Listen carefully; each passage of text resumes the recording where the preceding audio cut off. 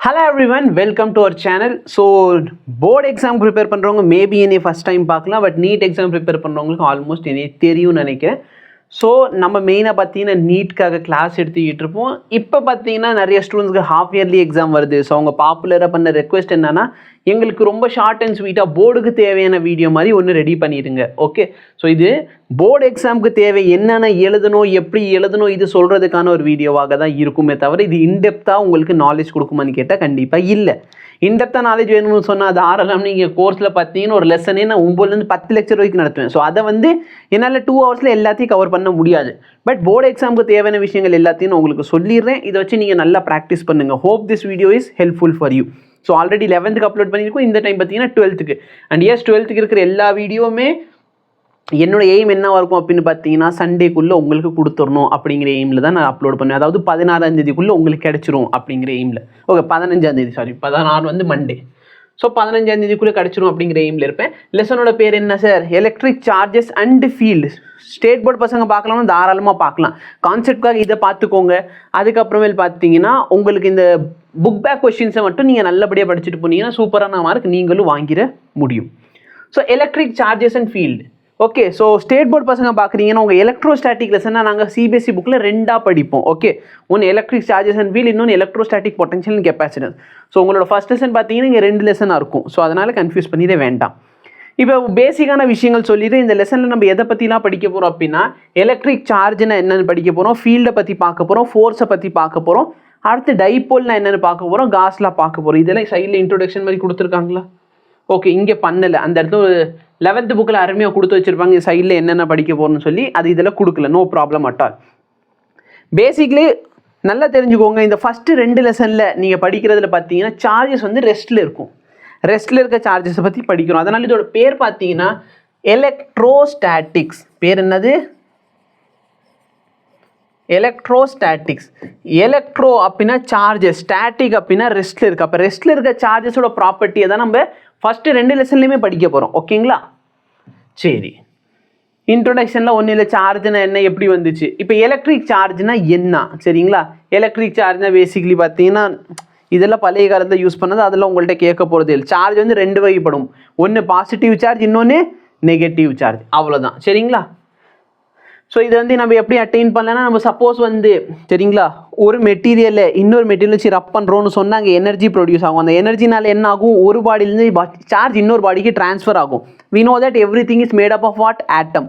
அப்போ ஆட்டமில் for example நம்ம அசியூம் பண்ணிக்கோ, என்கிட்ட எண்ணெய் ஆட்டம் இருக்குது. நான் எண்ணெயை ரப் பண்ணுறேன்னு வச்சுக்கோ. எண்ணெய் என்ன பண்ணும் சார்? ஒரு எலக்ட்ரானை வெளியே கொடுத்துருமா? அப்போ எண்ணெய் வரது எண்ணெய் ப்ளஸ் ஆயிரும். கரெக்டாக இல்லையா? அப்போ ஒரு எலக்ட்ரான் வெளியே வந்துடும். அதே மாதிரி சிஎல் இருந்துச்சா? ஸோ எண்ணெயையும் சிஎலை ரப் பண்ணுறோன்னு அசியூம் பண்ணிப்பேன். ஆக்சுவலாக பார்த்தீங்கன்னா அயனிக் பாண்ட், பட் நான் உங்களுக்கு புரியறதுக்காக சொல்கிறேன். ஒரு கிளாஸ் ராட் இருக்குது, இன்னொன்று சில்க் இருக்குன்னு வச்சுக்கோ. அப்போ நான் என்ன பண்ணுறேன் அப்படின்னு பார்த்தீங்கன்னா, ஒன்று எண்ணெய், இன்னொன்று சிஎல். ஸ்டார்டிங்கில் 2 பேருமே நியூட்ரலாக இருந்தாங்க, எண்ணெயும் சிஎலும் இருந்தாங்க. நான் 2 பக்கத்தில் வந்தோன்னே என்ன ஆகும், எண்ணெய் ஒரு எலக்ட்ரானை கொடுத்துருவான், சிஎல் ஒரு எலக்ட்ரானை வாங்கிடுவான். ஸோ இவங்க ஒரு பாண்ட் ஃபார்ம் பண்ணுவாங்க. இதே மாதிரி பார்த்தீங்கன்னா இந்த 2 விஷயங்களை நம்ம ரப் பண்ணுறப்ப ஒரு பாடியிலேருந்து சார்ஜ் என்ன ஆகும், இன்னொரு பாடிக்கு ட்ரான்ஸ்ஃபர் ஆயிரும். யார் சார்ஜை கொடுக்குறாங்களோ பேசிக்கலி எலக்ட்ரான் தான் ட்ரான்ஸ்ஃபர் ஆக போகுது. ஓகேவா? எது ட்ரான்ஸ்ஃபர் ஆகும்? எலக்ட்ரான். புரோட்டான் ஏன் ட்ரான்ஸ்ஃபர் ஆகுதுன்னா, புரோட்டான் பார்த்தீங்கன்னா ரொம்ப ஹெவியாக இருக்கும். அப்போ எலக்ட்ரான் தான் ட்ரான்ஸ்ஃபர் ஆகுது. அப்போ எந்த பாடி எலக்ட்ரானை லூஸ் பண்ணுதோ அது பாசிட்டிவ் ஆயிரும், எந்த பாடி எலக்ட்ரானை கெயின் பண்ணுதோ அது நெகட்டிவ் ஆயிரும். ஸோ அதுக்கு ஒரு சில எக்ஸாம்பிள் என்ன சொல்கிறாங்க, சப்போஸ் ஒரு கிளாஸ் ராட் 2மே பாசிட்டிவ் வச்சா ரிப்பல் ஆகும், 2மே நெகட்டிவ் வச்சா ரிப்பல் ஆகும். அதே ஒரு பாசிட்டிவ் ஒரு நெகட்டிவ் வச்சா என்ன ஆகும், அட்ராக்ட் ஆகும். அப்போ நம்ம என்ன சொல்லலாம், like charge repel each other, unlike charge attract each other. So அதான் இந்த இடத்துல இவங்க சொல்ல வர கருத்து. ஓகேவா? So rods like charge repel, unlike charge attract பண்ணும். ஓகேவா? ஸோ ஆம்பர் இதெல்லாம் உனக்கு தேவை இல்லை. உனக்கு தெரிய வேண்டியது 2 விஷயங்கள். என்னென்ன விஷயங்கள்? சார்ஜ் 2 வைக்கப்படும், ஒன்று பாசிட்டிவ், இன்னொன்று நெகட்டிவ். சரிங்களா? ஸோ நல்லா பாரு, there are only 2 kinds of an entry which are called electric charge. 2 type of charge இருக்குது. ஒன்று பாசிட்டிவ், இன்னொன்று நெகட்டிவ். ஓகேவா? நெகட்டிவ், இது positive. So like charge repel பண்ணும், அன்லைக் சார்ஜாக இருந்தால் அட்ராக்ட் பண்ணும். இந்த விஷயங்கள் மட்டும் ஞாபகம் வச்சுக்கோங்க. எது பாசிட்டிவ் எது நெகட்டிவ் அதெல்லாம் உங்கள்கிட்ட கேட்க போகிறது இல்லை. ஓகே, இப்போ சார்ஜை டிடெக்ட் பண்ணுறதுக்கு நம்ம என்ன சார் பண்ணுறது? இப்போ ஒரு பாடியில் சார்ஜ் இருக்கா இல்லைன்னு தெரிஞ்சுக்கிறதுக்கு என்ன பண்ணுறது? ஏன்னா நம்ம மெஷர் பண்ண முடியாது, கரெக்டாக இல்லையா? அப்போ மெஷர், அதாவது ஒரு வெயிட் ஸ்கேல் வைக்கிறோம்னு வச்சுக்கோங்க, வெயிட் ஸ்கேலில் வச்சு நம்ம மாசை பார்க்கலாம். அந்த மாதிரி நம்ம சார்ஜை பார்க்க முடியுமான்னு கேட்டால் பார்க்க முடியாது. கண்ணால் பார்க்க முடியுமான்னு கேட்டாலும் கண்ணாலையும் பார்க்க முடியாது. அப்போ ஒரு பாடியில் உண்மையிலே சார்ஜ் இருக்கா இல்லையான்னு தெரிஞ்சுக்கிறதுக்கு என்ன யூஸ் பண்ணுறோன்னா எலக்ட்ரோஸ்கோப். சரிங்களா? எப்பவுமே ஞாபகம் வச்சுக்கோ, ஒரு இன்ஸ்ட்ருமெண்ட் பின்னாடி ஸ்கோப் அப்படின்னு இருக்குன்னா அதில் மெஷர் பண்ண முடியாது, அதில் இருக்கா இல்லையான்னு டெஸ்ட் பண்ணலாம். ஃபார் எக்ஸாம்பிள் டெலஸ்கோப்பில் நம்ம மெஷர் பண்ண போகிறது இல்லை, நம்ம பார்க்க போகிறோம். சரிங்களா? மைக்ரோஸ்கோப், ஸோ ஸ்கோப்பில் முடிகிறது எல்லா விஷயங்களும் நம்ம என்ன பண்ணலாம், பார்க்கலாம். மீட்டர்னு முடிகிற எல்லா விஷயத்தையும் நம்ம என்ன பண்ணலாம், மெஷர் பண்ணலாம். அம்மீட்டர், கேல்னோமீட்டர், வோல்ட் மீட்டர், ஓம் மீட்டர், ஓகேவா? இந்த மாதிரி மல்டிமீட்டர், இது எல்லாத்தையும் நம்ம என்ன பண்ணலாம், மெஷர் பண்ண முடியும். ஸோ மீட்டரில் முடிஞ்சுன்னா மெஷர் பண்ணலாம், ஸ்கோப்னு முடிஞ்சால் பார்க்கலாம். அப்போ இங்கே பார்த்தீங்கன்னா இது பேர் எலக்ட்ரோஸ்கோப். இந்த எலக்ட்ரோஸ்கோப் என்ன பண்ணுதுன்னா சார்ஜ் இருக்கா இல்லையான்னு டிடெக்ட் பண்ணும். ஓகேவா? இதில் என்ன யூஸ் பண்ணுவாங்க அப்படின்னா 2 கோல்டன் லீஃப் யூஸ் பண்ணுவாங்க. ஸோ இதோட அப்பேரட்டஸ் ரொம்ப சிம்பிள். டயக்ராம் அவங்க கொடுத்துருக்காலும் எனக்கு தெரியல, நல்லா ஒரு கம்பி மாதிரி வச்சுக்கோ. இது ஒரு கண்டக்டிங் கம்பி. கீழே நான் என்ன பண்ணிடுறேன்னா 2 கோல்டு ஃபாயில் வச்சிடுறேன். கோல்டு ஏன் யூஸ் பண்ணோம்னா கோல்டு வந்து ரொம்ப தின்னாக இருக்கும், அதுக்காக நம்ம கோல்டு யூஸ் பண்ணுறோம். இப்போ நான் என்ன பண்ணுறேன்னா மேலே வந்து ஒரு பாசிட்டிவ்லி சார்ஜ் ராடை கொண்டு வரேன்னு வச்சுக்கோ. இந்த ராடு எப்படி இருக்குது, பாசிட்டிவ் சார்ஜ். இந்த பாசிட்டிவ் சார்ஜ் ராடை வந்து இதில் வந்து டச் பண்ணுறேன். அப்போ என்ன ஆகும், இந்த பாடியிலேருந்து பாசிட்டிவ் சார்ஜ் ட்ரான்ஸ்ஃபர் ஆகும். ஓகேவா? ஆக்சுவலாக பாசிட்டிவ் சார்ஜ் ட்ரான்ஸ்ஃபர் ஆகுது, பட் நான் அது லேட்டராக நான் சொல்கிறேன். இப்போதைக்கு என்ன புரிஞ்சுக்கோ, இந்த பாசிட்டிவை கொண்டு வந்து நீங்கள் என்ன ஆக போகுது, இந்த பாசிட்டிவ் சார்ஜ் ட்ரான்ஸ்ஃபர் ஆகுது. அப்போ நல்லா பாரு, இந்த பாசிட்டிவ் அப்படியே உள்ள ட்ரான்ஸ்ஃபர் ஆகி வரப்போ இந்த லீஃபும் பாசிட்டிவ் ஆயிரும், இந்த லீஃபும் என்ன ஆயிரும், பாசிட்டிவ் ஆயிரும். அப்போ இந்த லீஃப் என்ன ஆக போகுது, 2 பேரும் ரிப்பல் பண்ணி தள்ளி போயிடுவாங்க. கரெக்டாக இல்லையா? ஏன்னா சேம் சார்ஜ் இருந்தால் என்ன ஆகும், தள்ளி போயிடுவாங்க. இதுக்கு பதிலாக நான் சப்போஸ் நெகட்டிவ் சார்ஜ் வச்சிருந்தேன்னா என்ன ஆகும், இந்த நெகட்டிவ் சார்ஜ் உள்ள ஃபுல்லாக ட்ராவல் பண்ணி வந்திருக்கும். அப்போ இந்த லீஃபும் நெகட்டிவ், இந்த லீஃபும் நெகட்டிவ், அகைன் என்ன ஆகுவாங்க, டைவர்ஜ் ஆயிடுவாங்க. ஸோ எவ்வளோ தூரத்துக்கு அவங்க டைவர்ஜ் ஆகுறாங்களோ அதை வச்சு நான் என்ன சொல்லலாம், குத்து மதிப்பாக சார்ஜ் நிறைய இருக்கா இல்லை கம்மியாக இருக்காங்கிறது சொல்லலாம். இதை வச்சு நான் மெஷர் பண்ண முடியாது. இதில் இருக்க இன்னொரு ப்ராப்ளம் என்னன்னா, சார்ஜ் பாசிட்டிவா இல்லைன்னா நெகட்டிவான்னு சொல்ல முடியாது. ஏன் சொல்ல முடியாது, ஏன்னா பாசிட்டிவ் சார்ஜ் வச்சாலும் இது ரிப்பல் தான் பண்ணும், நெகட்டிவ் சார்ஜ் வச்சாலும் இது ரிப்பல் தான் பண்ணும். அதனால நம்ம வச்சிருக்க பாடியில் பாசிட்டிவ் சார்ஜ் இருக்கா இல்லை நெகட்டிவ் சார்ஜ் இருக்கா நம்மளால சொல்ல முடியாது. ஓகே, வேற என்ன முக்கியமான விஷயங்கள் இதில்?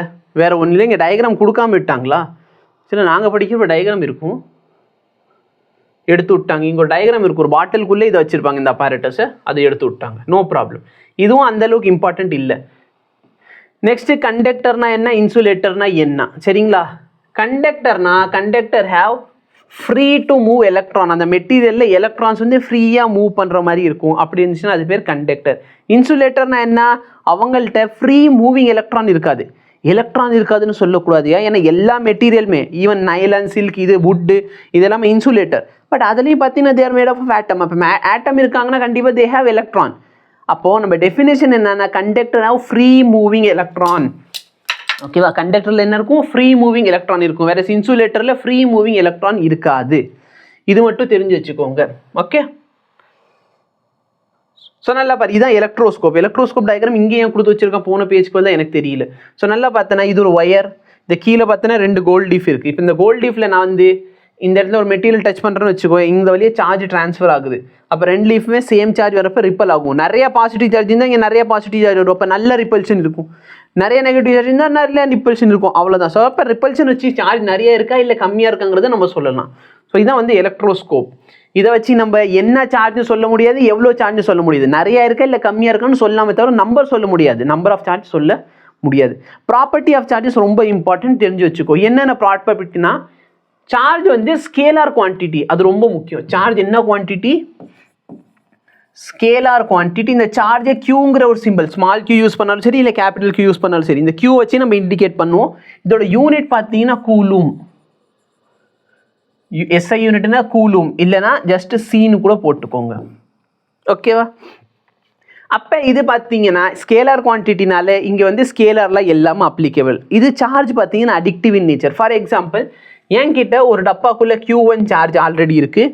நான் இப்போ அந்த டப்பாக்குள்ளே Q2 சார்ஜை உள்ளே தள்ளுறேன். அப்போ டோட்டலாக எவ்வளோ சார்ஜ் அந்த சிஸ்டமில் இருக்குது, Q1 + Q2 நார்மல் அடிஷன் பண்ணால் போதும். ஓகேவா? இங்கே ஏதாச்சும் எக்ஸாம்பிள் கொடுத்துருக்காங்க. ஃபார் எக்ஸாம்பிள், ஒரு சிஸ்டமில் வந்து 5 சார்ஜ் கொடுத்துருக்காங்க. எவ்வளோ +1 +2 -3 +4 -5. அப்போ டோட்டல் சார்ஜ் எவ்வளோ சார்? எல்லாத்தையும் ஆட் பண்ணிடுங்க. 1 + 2 என்ன 3, 3 - 3 என்ன ஆயிடுச்சு 0. அடுத்து +4 -5, +4 -5 என்ன -1. அப்போ டோட்டல் சார்ஜ் இந்த சிஸ்டம் எவ்வளோ? -1.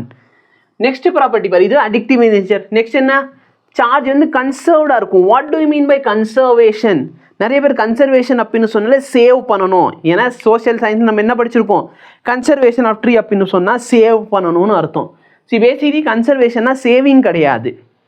கன்சர்வேஷன் அப்படின்னு சொன்னால் முன்னாடி எவ்வளோ இருந்துச்சோ லேட்டரானோ அவ்வளோ இருக்கணும். அதாவது நீங்கள் மரத்தை காப்பாற்ற வேண்டாம். நீங்கள் உலகத்தில் வரதுக்கு முன்னாடி எவ்வளோ மரங்கள் இருந்துச்சு, நீங்கள் உலகத்தை விட்டு போகிறப்ப என்ன பண்ணால் போதும், அதே அளவுக்கு மரங்களை விட்டுட்டு போனால் போதும், மரம் கன்சர்வ் ஆயிடுச்சு. ஓகேவா? அப்போ கான்ஸ்டண்ட்டாக இருக்கிறது இன்னொரு பேர். கன்சர்வ்னா என்ன? கான்ஸ்டண்ட்டாக விட்டுருங்க. அப்போ சார்ஜஸ் கன்சர்வ்டு அப்படின்னா என்ன அர்த்தம்? நல்லா பாரு. Let me have an example of Na. இப்போ சோடியம் ஆட்டம் எடுத்துக்கிறோன்னு சொன்னால் சோடியமில் எத்தனை புரோட்டான் இருக்குது? 11 புரோட்டான் இருக்குது. அப்போ 11e சார்ஜ் இருக்கா? எத்தனை எலக்ட்ரான் இருக்குது? 11e எலக்ட்ரான் இருக்குது. அப்போ total charge of the sodium atom எவ்வளோ சார்? +11 -11. டோட்டல் சார்ஜ் 0 ஆயிருமா? இப்போ ஒரு குளோரைடு எடுத்துக்கோ. Chloride Cl. Cl பார்த்தோன்னா 17 புரோட்டான் இருக்குது. So 17 plus charge, 17 electron. So 17 minus charge. Total charge என்ன ஆயிடுச்சு? 0 ஆயிடுச்சு. புரியுதா இல்லையா? 17 ப்ளஸ் 17 மைனஸ். அப்போ டோட்டல் சார்ஜ் என்ன? 0. Any difficulty so for? Okay. இப்போ நல்லா பாரு, நான் என்ன பண்ணுறேன்னா சோடியமையும் குளோரைடையும் பக்கத்தில் கொண்டு வரேன். நம்ம எல்லாருக்குமே தெரியும் சோடியமையும் குளோரைடையும் பக்கத்தில் கொண்டு வந்து இது என்ன பாண்ட் ஃபார்ம் பண்ணும்? அயானிக் பாண்ட் ஃபார்ம் பண்ணும். அயானிக் பாண்ட்னா என்ன? ஒரு சிஸ்டம்லேருந்து சார்ஜ் இன்னொரு சிஸ்டமுக்கு போகும். அப்போ இந்த என்ன ஆக போகுது சார்? எங்கே ஸ்பேஸ் இருக்குது? இங்கே ஸ்பேஸ் இருக்குது. அங்கே எழுதுறது இங்கே கொண்டு வர முடியாதா? No problem. அப்போ Na வந்து ப்ளஸ் ஆயிடுச்சு. Na ப்ளஸ்னா என்ன? சோடியமில் இருக்க ஒரு எலக்ட்ரான் போயிடுச்சு. கரெக்டாக இல்லையா? அப்போ சோடியமில் பார்த்தீங்கன்னா மொத்தத்துக்கு 11 புரோட்டான் இருக்குது. அப்போ 11e எத்தனை எலக்ட்ரான் இருக்குது? 10 எலக்ட்ரான் தான் இருக்குது. ஏன்னா ஒரு எலக்ட்ரான் போயிடுச்சு. அப்போ டோட்டல் சார்ஜ் என்ன ஆயிடுச்சு சார்? டோட்டல் சார்ஜ் இங்கே வந்து +1. அதனால தான் நம்ம இங்கே ப்ளஸ் போடுறோம். இதே குளோரைடு என்ன பண்ணுது? ஒரு எலக்ட்ரானை வாங்குது. அப்போது குளோரைடு கிட்ட ஆல்ரெடி 11 புரோட்டான் இருக்குது. ஒரு எலக்ட்ரானை வாங்கிருச்சுன்னா 17 இருக்குது. ஒரு எலக்ட்ரான் எக்ஸ்ட்ரா வாங்கிருச்சு. அப்போ 18 எலக்ட்ரான் ஆயிருமா? அப்போ டோட்டல் சார்ஜ் என்ன? -e. அதனால தான் குளோரைடுக்கு மைனஸ் போடுறோம். என்ன சொல்ல வரேன்ட்டு புரியுதா? என்ன சொல்கிறேன்னு புரியுதா? 17 புரோட்டானும் 17 எலக்ட்ரான் இருந்துச்சு குளோரைடு கிட்ட. குளோரைடு ஒரு எலக்ட்ரானை வாங்கிருச்சுன்னா என்ன ஆயிரும்? 18 ஆயிரும். 17லேருந்து 1 வாங்கிருச்சுன்னா 18 ஆயிடுது. அப்போ டோட்டல் சார்ஜ் என்ன? இவ்வளோ. இப்போ நல்லா பாரு, ஸ்டார்டிங்கில் என் சிஸ்டம் இருந்துச்சு சார். ஸ்டார்டிங்கில் என் சிஸ்டமில் இருந்த டோட்டல் சார்ஜ் என்ன? 0 + 0 என்ன? 0. அப்போ ஸ்டார்டிங்கில் என் சார்ஜ் எவ்வளோ இருந்துச்சு? 0 இருந்துச்சு. இப்போ இங்கே ஃபைனலாக பாரு, இங்கே ஃபைனலாக எவ்வளோ சார்ஜ் இருக்குது சார் சிஸ்டமில்? அகெயின் 0. அப்படின்னா என்ன அர்த்தம்? சார்ஜை வந்து என்னால் கிரியேட்டும் பண்ண முடியாது, டெஸ்ட்ராயும் பண்ண முடியாது. நான் என்ன பண்ணலாம்? ஒரு பாடியிலேருந்து இன்னொரு பாடிக்கு சார்ஜை ட்ரான்ஸ்ஃபர் பண்ணலாம். சொல்கிறது புரியுதா இல்லையா? என்னால் சார்ஜை கிரியேட்டும் பண்ண முடியாது, டெஸ்ட்ராயும் பண்ண முடியாது. நான் என்ன பண்ணலாம்? ஒரு பாடியிலேருந்து சார்ஜ் இன்னொரு பாடி ட்ரான்ஸ்ஃபர் பண்ணலாம். அதாவது total charge of the system எப்படி இருக்கணும்? கான்ஸ்டண்ட்டாக இருக்கணும், இல்லைன்னா கன்சர்வ்டாக இருக்கணும்.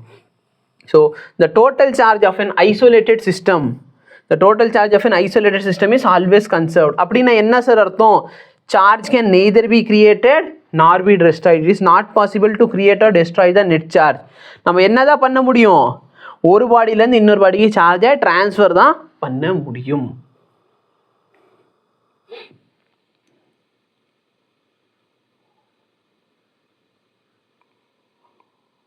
இப்போ குவான்டைசேஷன் ஆஃப் சார்ஜ், இது ரொம்ப important. What do you mean by quantization of charge?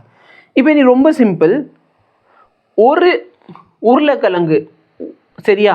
ஒரு உருளைக்கிழங்கோட மாசை நம்ம எக்ஸ்ன்னு வச்சுக்கலாம். எவ்வளோன்னு நம்மளுக்கு தெரியாது. எல்லா உருளைக்கிழங்கு பார்க்குறதுக்கு ஒரே மாதிரி ஐடென்டிக்கலாக இருக்குது. ஒரு உருளைக்கிழங்கோட மாஸ் x கிராம். அப்போ 2 உருளைக்கிழங்கோட மாஸ் என்ன ஆயிரும்? 2x ஆயிரும். அப்போ 3 உருளைக்கிழங்கோட மாஸ் என்ன ஆகும்? 3x ஆகும். கரெக்டாக இல்லையா? அதாவது நீ கடைக்கு போகிற, ஒரு பரோட்டா 10 ரூபான்னு அசியூம் பண்ணிக்கலாம். பரோட்டா 10 ரூபா, மேபி 15 இருக்கும், எனக்கு தெரியாதுன்னு சாப்பிட்றது இல்லை பரோட்டா அந்த அளவுக்கு. அப்போ ஒரு பரோட்டா 10 ரூபான்னு அசியூம் பண்ணிக்கலாம். 2 பரோட்டா 20 ரூபா. கரெக்டாக? இப்போ நீ எவ்வளோ பரோட்டா சாப்பிடுவ? கடைகிட்ட போயிட்டு கடைக்காரங்கள்ட்ட போய் நீ எத்தனை கேட்கலாம்? 1 கேட்கலாம், இல்லை 2 கேட்கலாம், இல்லை 3 கேட்கலாம், 4 கேட்கலாம், 5 கேட்கலாம். ஆனால் எனக்கு ஒரு 1.5 பரோட்டா கொடுங்கன்னு கேட்க முடியுமா? கேட்க முடியாது. அப்போ அதே மாதிரி பார்த்தீங்கன்னா இப்போ ஒரு உருளைக்கிழங்கோட மாஸ் எக்ஸு, அப்போ 2 உருளைக்கிழங்குனா 2x. எனக்கு 2.5 உருளைக்கிழங்கு வேணும்னு கேட்க முடியுமா? 2 உருளைக்கிழங்கு நம்ம கேட்க முடியாது. ஓகே, அப்போ நல்லா பாரு, நான் n நம்பர் ஆஃப் உருளைக்கிழங்கு எடுத்தேன்னா என் டோட்டல் மாஸ் என்ன ஆயிரும்? டோட்டல் மாஸ் பார்த்தீங்கன்னா மாஸ் ஆஃப் 1 உருளைக்கிழங்கு இன்டூ டோட்டல் நம்பர் ஆஃப் உருளைக்கிழங்கு. அதே மாதிரி பார்த்தீங்கன்னா சார்ஜ் பார்ட்டிகல் பற்றி பேசணும்னா ஒரு பார்ட்டிக்கல்ல இருக்கிற சார்ஜ் E. இப்போ நான் எவ்வளோ பார்ட்டிகல் எடுக்க முடியும்? நான் ஒரு பார்ட்டிகல் எடுக்கலாம், 2 எடுக்கலாம், 3 எடுக்கலாம். சார் நான் 1.5 பார்ட்டிகல் எடுத்திருக்கேன், 2.25 பார்ட்டிகல் எடுத்திருக்கேங்கிறது லாஜிக் இல்லை. அப்போ நம்ம எப்பயுமே எடுக்கிற பார்ட்டிகளோட நம்பர் பார்த்தீங்கன்னா ஹோல் நம்பராக இருக்கணும். சொல்கிறது புரியுதா இல்லை? இன்டீஜராக இருக்கணும். ஸோ டோட்டல் சார்ஜ் பார்த்தீங்கன்னா n இன்டூ இ. குவான்டைசேஷன்னா ஒன்றில் இந்த வேல்யூ கண்டினியூஸாக இருக்காது. அதாவது கண்டினியூஸ்னா என்ன? 1 எடு, இல்லை 2 எடு, இல்லை 3 எடு, இல்லை 4 எடு. சார் நான் 1.1, 1.2, 1.3 இப்படிலாம் எடுக்க முடியுமா? எடுக்க முடியாது. அப்போ இந்த வேல்யூ 1 எடு, இல்லை 2, இல்லை 3, இல்லை 4 இந்த மாதிரி தான் எடுக்க போகிறோம். சொல்கிறது புரியுதா இல்லையா? எனி டிஃபிகல்ட்டி இல்லை. அதாவது டிஸ்க்ரீட்டாக இருக்கும், தனித்தனியாக இருக்கும். அப்போ ஒரு பார்ட்டிகல் எடுத்தால் இவ்வளோ, 2 பார்ட்டிகல் எடுத்தால் இவ்வளோ அப்படிங்கிற மாதிரி தான் வேல்யூ கிடைக்கும். ஸோ இதோட டெஃபினேஷன் என்ன? Electric charge Q is always an integral multiple. இந்த n வந்து இன்டீக்ரல் மல்டிபிள் ஆஃப் E. இந்த E பார்த்தீங்கன்னா ஃபண்டமெண்டல் சார்ஜ். அப்போ எலக்ட்ரிக் சார்ஜ் பார்த்தீங்கன்னா இன்டெக்ரல் மல்டிபிள் ஆஃப் E. இதோட பேர் தான் என்னது? Quantization of charge. ஓகேவா? இதோட பேர் தான் என்னது? Quantization of charge. அப்போ சார்ஜ் பார்த்தீங்கன்னா கண்டினியூஸாக எல்லா வேல்யூ இல்லாமல் டிஸ்கிரீட் வேல்யூ வரும். இந்த ஈயோட வேல்யூ என்ன கொடுத்துருக்கானா இல்லை நானே மார்க் பண்ணும்? இந்த ஈயோட வேல்யூ கொடுத்துட்டான். E is equal to 1.602192 வரைக்கும் கூட வேணான்னு இது வரைக்கும் கூட ஞாபகம் வச்சுக்கோ. 1.6022 into 10 power minus 19 கூலும். புக்கில் பார்த்தீங்கன்னா முக்காவாசி problem 1.6 into 10 power minus 19 coulomb வச்சே சால்வ் பண்ணுவோம். எலக்ட்ரானாக இருந்தால் நெகட்டிவ் சார்ஜ், புரோட்டானாக இருந்தால் பாசிட்டிவ் சார்ஜ். ஓகேவா? இதை வச்சு ஒரு எக்ஸாம்பிள் கொஸ்டின் இருக்கும். எஸ், இங்கே இருக்குது. ஓகே, இதில் என்ன சொல்கிறாங்கன்னா, if 10 power 9 electron move out of a body to another body in 1 second. ஒரு செகண்டில் எவ்வளோ எலக்ட்ரான் வெளியே வருது? 10 power 9 எலக்ட்ரான் வருது. அப்போ எவ்வளோ டைம் தேவை? டோட்டல் சார்ஜ் ஆஃப் 1 கூலுமே வெளியே எடுக்கிறதுக்கு. டோட்டல் சார்ஜ் எவ்வளோ சொல்லிட்டான்? Total charge 1 coulomb. புரியுதா இல்லையா? டோட்டல் சார்ஜ் எவ்வளோ? 1 கூலும். ஒரு செகண்ட்க்கு எவ்வளோ சார்ஜ் பார்ட்டிகல் வெளியே போகுது? இவ்வளோ. ஃபர்ஸ்ட் ஆஃப் ஆல் டோட்டலாக எவ்வளோ சார்ஜ் பார்ட்டிகல் இருந்தால் 1 கூலும் கிடைக்கும்னு கண்டுபிடிப்போமா? அது ஈவன் புக்லேயே பின்னாடியே கொடுத்துருப்பான். Total charge 1 coulomb. Charge of 1 electron என்ன? 1.6 into 10 power minus 19. கரெக்டாக இல்லையா? அப்போது Q is equal to NE. அப்போ number of particle which is required to attain a charge of 1 கூலும்னா என்ன பண்ணுவேன்? Q by E. இந்த Q by E ஆல 1.6 ஆல நான் டிவைட் பண்ணால் இந்த 10 power 18 ஆயிரும். அப்போ 1 divided by 1.6 வந்து 0.625. அப்போ ஆன்சர் 6.25 into 10 power 18. அப்படின்னா என்ன அர்த்தம்? 1 கூலும் சார்ஜ் வரணும்னு சொன்னால் 1 கூலும் சார்ஜ் வரணும்னு சொன்னால் எவ்வளோ டைம்? 1 கூலும் சார்ஜ் வரணும்னு அதுக்கு எவ்வளோ எலக்ட்ரான்ஸ் வேணும் எனக்கு? 6.25 into 10 power 18 எலக்ட்ரான் தேவை. இப்போ அவன் அது கேட்கல, டைம் வச்சு கேட்குறான். என்ன சொல்கிறான்? 1 செகண்டில் நான் எவ்வளோ பார்ட்டிக்கலை வெளியே எடுக்கிறேன்? 10 power 9. அப்போ t செகண்ட்ஸில் நான் எவ்வளோ பார்ட்டிக்கல் எடுத்திருப்பேன்? இவ்வளோ பார்ட்டிக்கல். இவ்வளோ பார்ட்டிக்கலை நான் வெளியே எடுத்தாதான் எனக்கு என்ன கிடைக்கும்? 1 கூலும் சார்ஜ் கிடைக்கும். 1 கூலும் சார்ஜ் எடுக்கணும். 1 கூலும் சார்ஜ் என்ன? இவ்வளோ பார்ட்டிகல்ஸை நீங்கள் வெளியே எடுக்கணும். சொல்கிறது புரியுதா இல்லையா? அப்போ 1 செகண்டில் 9. அப்போ t செகண்ட்ஸில் இந்த வேல்யூ. அப்போ டீயோட வேல்யூ என்ன? டீயோட வேல்யூ நான் இது ரெண்டுத்தையும் டிவைட் பண்ண எனக்கு 6.25 into 10 power 9 seconds.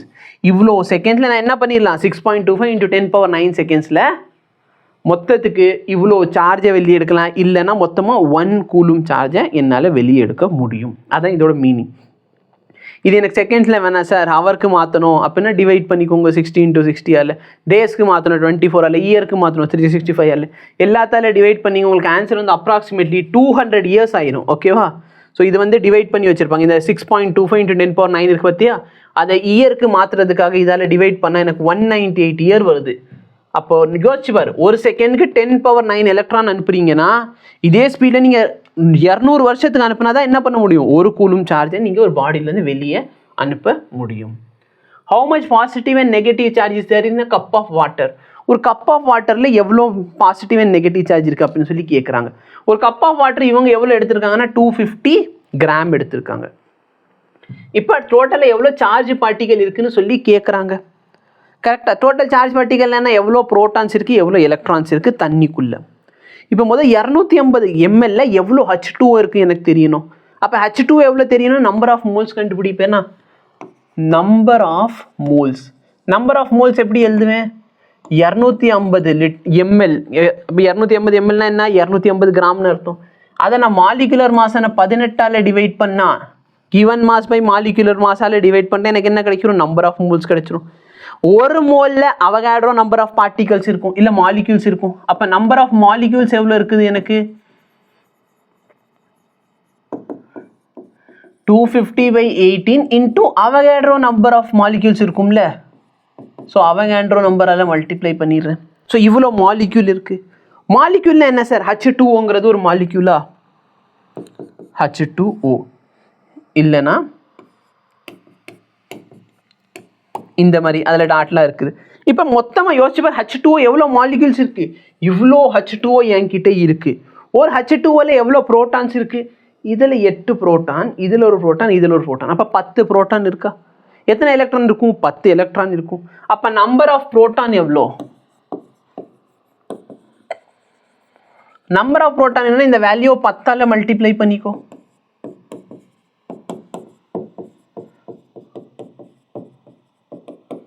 Number of electron வேணும்னா நம்பர் ஆஃப் எலக்ட்ரான் ஒரு மாலிக்யூல் எத்தனை எலக்ட்ரான் இருக்குது, 10 இருக்குது. அப்போ டோட்டல் நம்பர் ஆஃப் வேல்யூ பார்த்தீங்கன்னா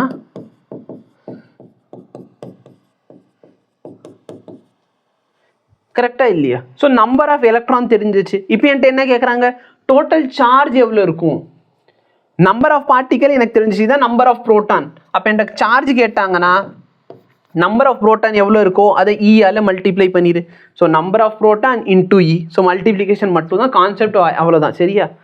ஸோ இதில் பேசிக்காக நம்ம ப்ராப்பர்ட்டியில் என்னென்ன ப்ராப்பர்ட்டி பார்த்துருக்கோம், இது மட்டும் நல்லா ஞாபகம் வச்சுக்கோ. இது பேசிக்னால கேட்கறதுக்கான வாய்ப்புகள் இருக்கலாம். சார்ஜ் வந்து ஸ்கேலர் குவான்டிட்டிஸ், அடிக்டிவ் இன் நேச்சர். டோட்டல் சார்ஜ் பார்த்தீங்கன்னா sum of all the charges. Conservation of charge, charge can either be created nor be destroyed, it can be transform from one body to another. அப்படிங்கிறப்போ total charge of the system எப்படி இருக்கும், constant இருக்கும். ஜீரோவாக தான் இருக்கணும்னு அவசியம் இல்லை, முன்னாடி எவ்வளோ இருந்துச்சோ ஃபைனலும் அவ்வளோ இருந்தால் போதும். குவான்டைசேஷன் ஆஃப் சார்ஜ் என்ன, the electric charge on a body is integral multiple of e. இயோட வேல்யூ என்ன, 1.6 × 10⁻−19 கூலும். ஓகேவா. சேம் சார்ஜாக இருந்தால் அட்ராக்ட் பண்ணும், டிஃப்ரெண்ட் சார்ஜாக இருந்தால் ரிப்பல் பண்ணும். அப்போது நம்ம சார்ஜ் பற்றி இதெல்லாம் பார்த்துருக்கோம்.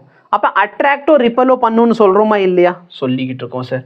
அப்போ எவ்வளோ சார் அட்ராக்ட் பண்ணும், இல்லை எவ்வளோ ரிப்பல் பண்ணும் அப்படிங்கிறது கொடுக்கறதுக்கு தான் கூலும்ஸ்லாம். இந்த கூலும்ஸ்லாம் என்ன கவர்ன் பண்ணுது, ரெண்டு சார்ஜ் பார்ட்டிகல் எடுத்தோன்னா அவங்களுக்கு நடுவில் எவ்வளோ ஃபோர்ஸ் ஆஃப் அட்ராக்ஷன் இருக்கும், இல்லை ரிப்பல்ஷன் இருக்கும்.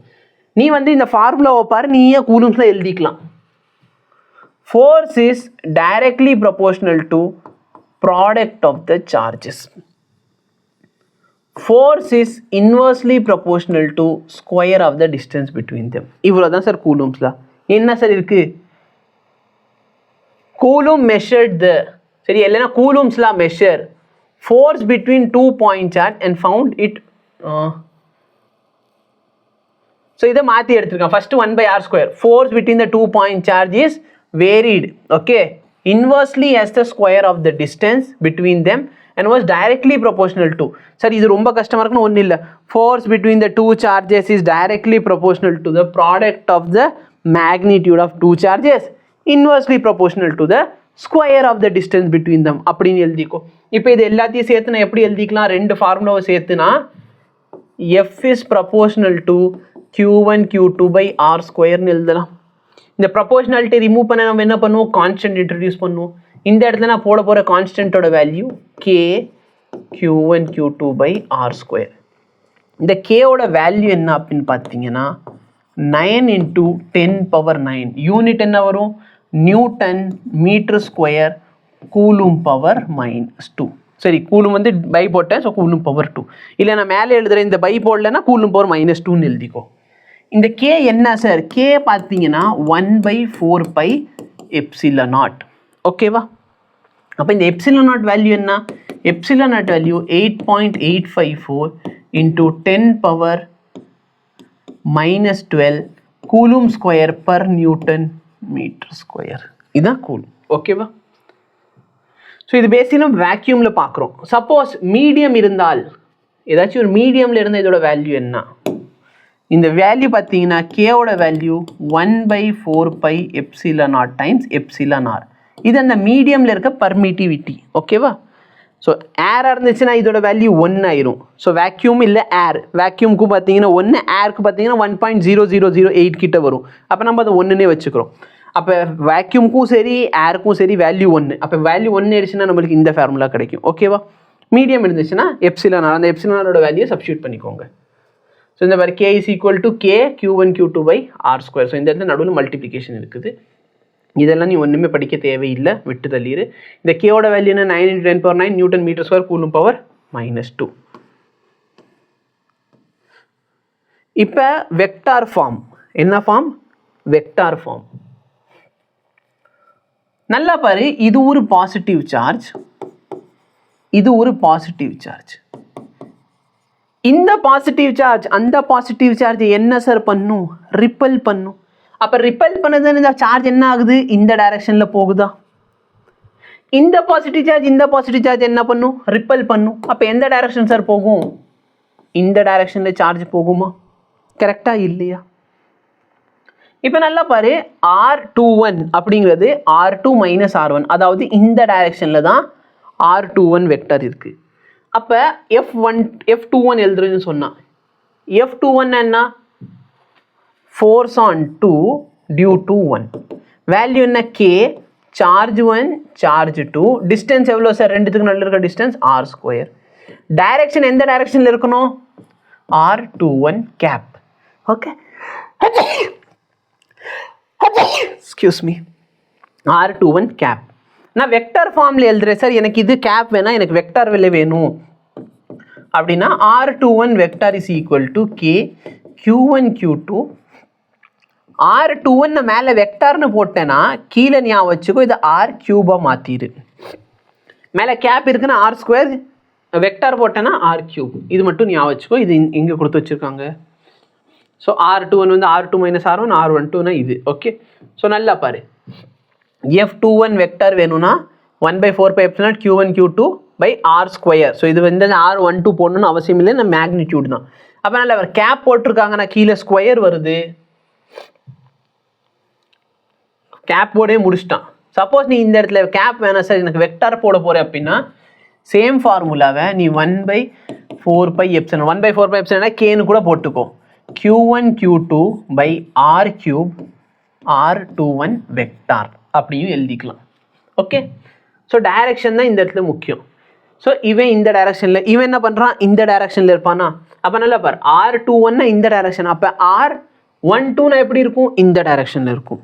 ஓகே, ஸோ இந்த ஆப்ஜெக்ட் அந்த ஆப்ஜெக்ட் மேலே எவ்வளோ ஃபோர்ஸ் செலுத்துறானோ அந்த ஆப்ஜெக்ட் இந்த ஆப்ஜெக்ட் மேலே என்ன பண்ணுவான்? சேம் அமௌண்ட் ஆஃப் ஃபோர்ஸ் செலுத்துவான். ஆனால் இது எப்படி இருக்கும்னா ஆப்போசிட் டைரக்ஷனில் இருக்கும். அகைன் வெக்டாரில் யாருமே அந்தளவுக்கு வந்துட்டு கேட்க மாட்டாங்க. ஓகே, ஸ்கேலர் ஃபார்ம் வச்சு தான் ப்ராப்ளம்ஸ் மோஸ்ட்டாக கேட்பாங்க. அப்போ நல்லா பாரு, force on 1 due to 2, 2 due to 1 ஈக்குவலாக இருக்கும். ஆனால் ஒரு நெகட்டிவ் சைன் எதை ரெப்ரசென்ட் பண்ணுது? Opposite direction. அப்போ இது நியூட்டன்ஸ் தேர்ட் லாவையும் ஒபே பண்ணுது. ஓகே, இதில் இருக்க ரொம்ப சிம்பிளான எக்ஸாம்பிள் என்ன சொல்கிறாங்க? Compare the strength of this force by determine the ratio of their magnitude. எது கேட்குறான்? Coulomb's law of electrostatic between 2 points and Newton law of gravitation between 2 states. Coulomb's லோட ஃபார்முலா என்ன சார்? K Q1 Q2/r². கிராவிடேஷனோட formula என்ன? G M1 M2/r². இதில் இருக்கிற எல்லா வேல்யூவும் கொடுத்து வச்சிருக்கான். Q1 Q2ஓட வேல்யூ என்ன, M1 M2ஓட வேல்யூ என்ன, எல்லாத்தையும் கொடுத்து வச்சிருக்காங்க. நீ வேல்யூ சப்ஸ்டியூட் பண்ணி டிவைட் பண்ணி பாரு, இல்லைன்னா இந்த எக்ஸாம்பிள் கொஸ்டின் நான் சால்வ் பண்ணி வச்சிருப்பேன், அந்த வீடியோ கூட நீங்கள் பார்த்துக்கோங்க. ஓகேவா?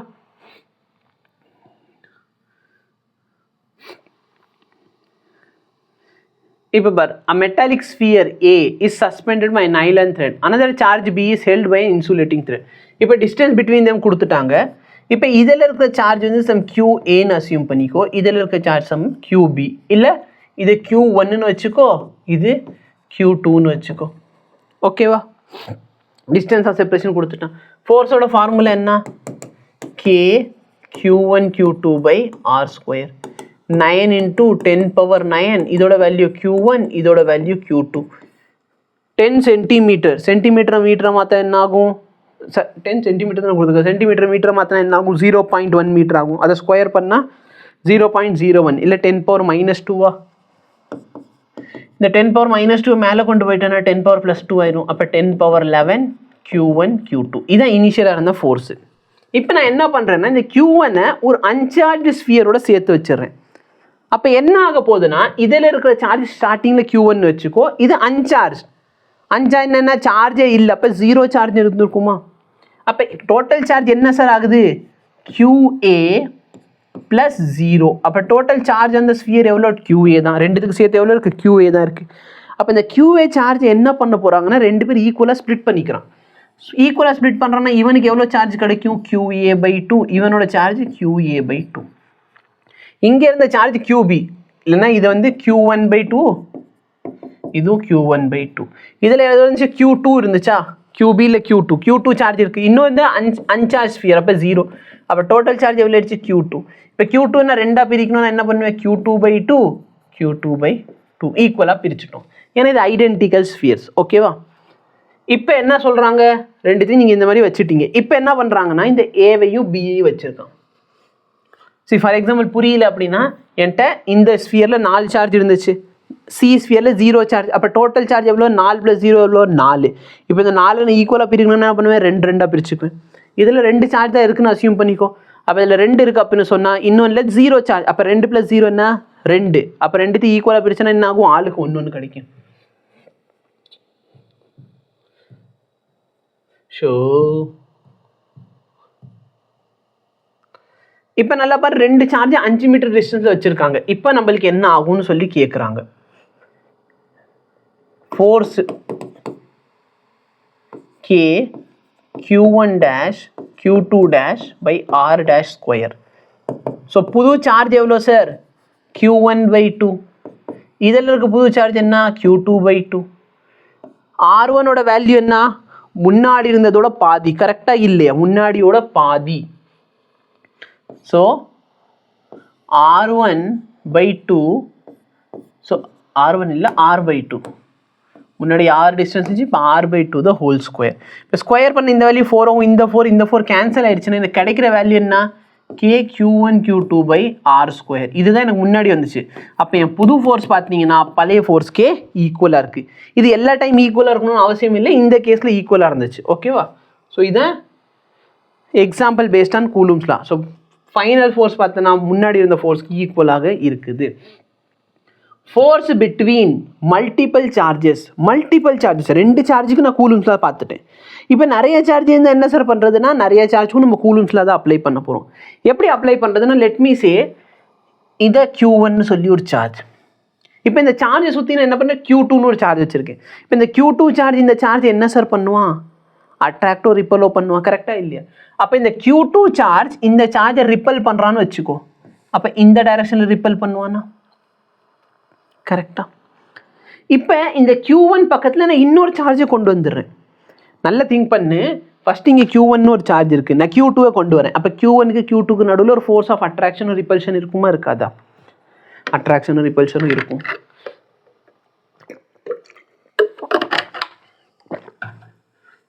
இப்போ நான் Q3ன்னு சொல்லி இன்னொரு சார்ஜை கொண்டு வந்துட்டேன். எது பக்கத்தில்? Q1 பக்கத்தில். இப்போ இந்த Q3க்கும் Q1க்கு நடுவில் என்ன இருக்கும்? அட்ராக்ஷனும் ரிப்பல்ஷன் இருக்கும்.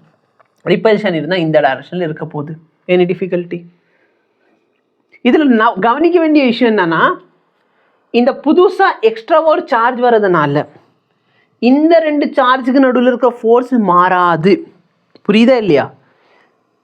எக்ஸ்ட்ரா நான் இன்னொரு சார்ஜ் இங்கே கொண்டு வரேன்னு வச்சுக்கோயேன், இவனுக்கு நடுவில் எவ்வளோ ஃபோர்ஸ் இருந்துச்சோ அதே ஃபோர்ஸ் இருக்கும், இவனுக்கு நடுவில் எவ்வளோ ஃபோர்ஸ் இருந்துச்சோ அந்த ஃபோர்ஸ் அப்படியே தான் இருக்கும். அப்போ நான் புதுசாக ஒரு சார்ஜை இன்ட்ரடியூஸ் பண்ணுறதுனால ஆல்ரெடி இருக்கிற ஃபோர்ஸில் மாற்றம் வராது. இது நீங்கள் நோட் பண்ணிக்க வேண்டிய ஒரு விஷயம்தான்.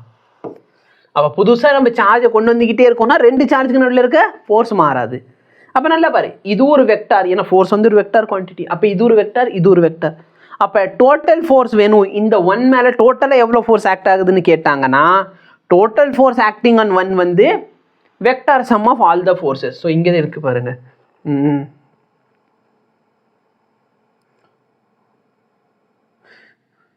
ஸோ எங்கே கொடுத்துருக்கான் இங்கே பார்த்துக்கிறேன்.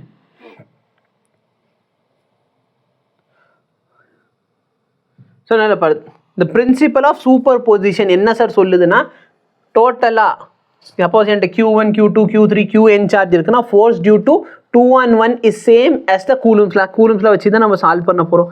அப்போ டோட்டல் ஃபோர்ஸ் எப்படி இருக்க போகுது? Vector sum of all the forces. ஓகேவா?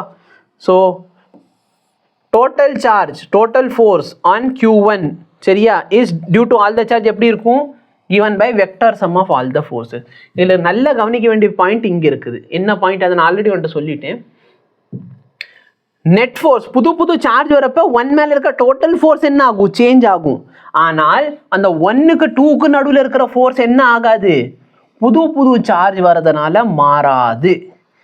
இந்த இதோட பேர் தான் பிரின்சிபல் ஆஃப் சூப்பர் பொசிஷன். ஓகேவா? ஸோ இங்கேருந்து எழுதிக்கோங்க.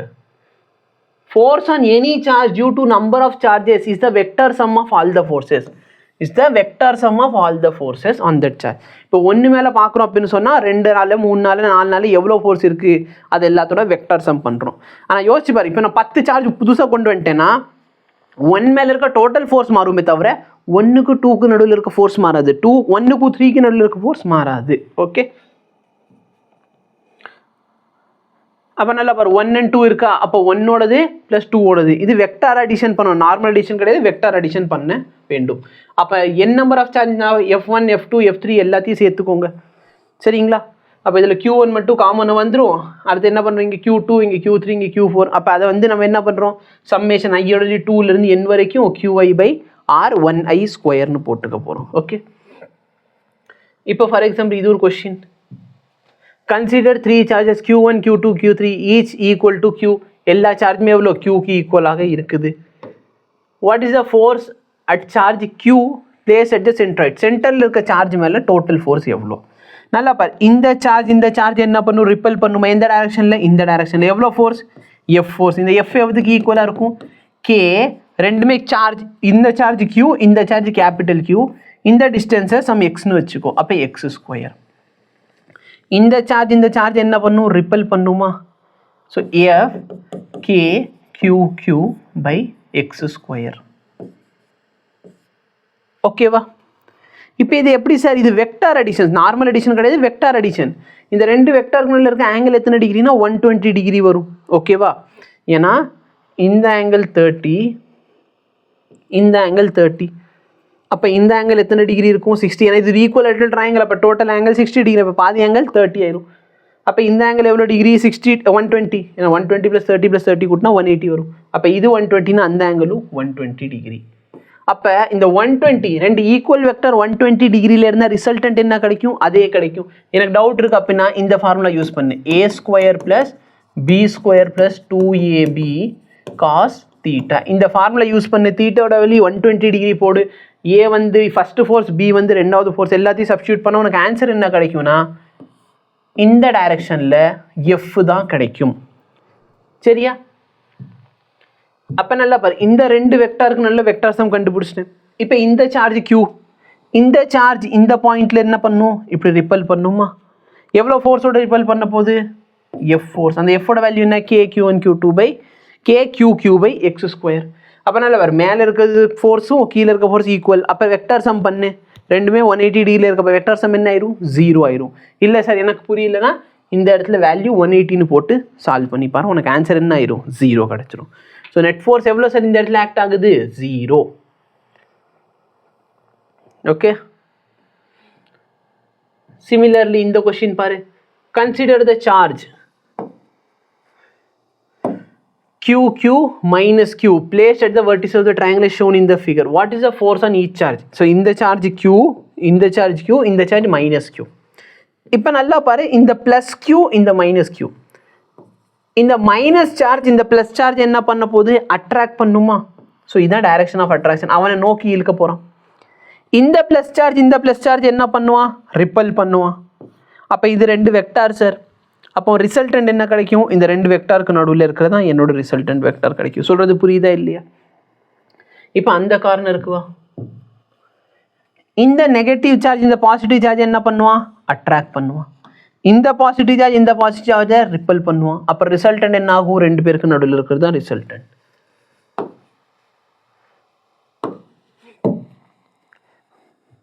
இந்த பாசிட்டிவ் சார்ஜ் இந்த நெகட்டிவ் சார்ஜை அட்ராக்ட் பண்ண போகிறான். இந்த பாசிட்டிவ் சார்ஜ் இந்த நெகட்டிவ் சார்ஜை அட்ராக்ட் பண்ணுறான். அப்போ ரிசல்டன்ட் என்ன ஆகுது, ரெண்டுத்துக்கு நடுவில் வரும். ஓகேவா? இதுக்கடுத்து என்ன, ஸ்ட்ரெயிட்டாக எலக்ட்ரிக் ஃபீல்டா? ஓகே. Electric field. ஓகே, சார்ஜை பற்றி நம்ம பார்த்துட்டு நெக்ஸ்ட் ரொம்ப முக்கியமான டாபிக் என்னது, எலக்ட்ரிக் ஃபீல்டை பற்றி பார்க்குறது. சரியா? லெசன் ரொம்ப சிம்பிள். சார்ஜை பற்றி பார்க்குறோம், எலக்ட்ரிக் ஃபீல்டை பற்றி பார்க்குறோம். அடுத்து பார்த்தீங்கன்னா டைபோல் பற்றி பார்ப்போம். ஃபைனலாக காஸ்லாம் பார்த்தா லெசன் முடிஞ்சிடும். ஓகேவா? ஸோ ஃபோர்ஸ் பார்த்த வரைக்கும் டவுட் இருக்காதுன்னு நினைக்கிறேன். இப்போ நெக்ஸ்ட் டாபிக் என்னது, எலக்ட்ரிக் ஃபீல்டு. இந்த டாப்பிக்கை நம்ம கொஞ்சம் புரிஞ்சுக்கணும்.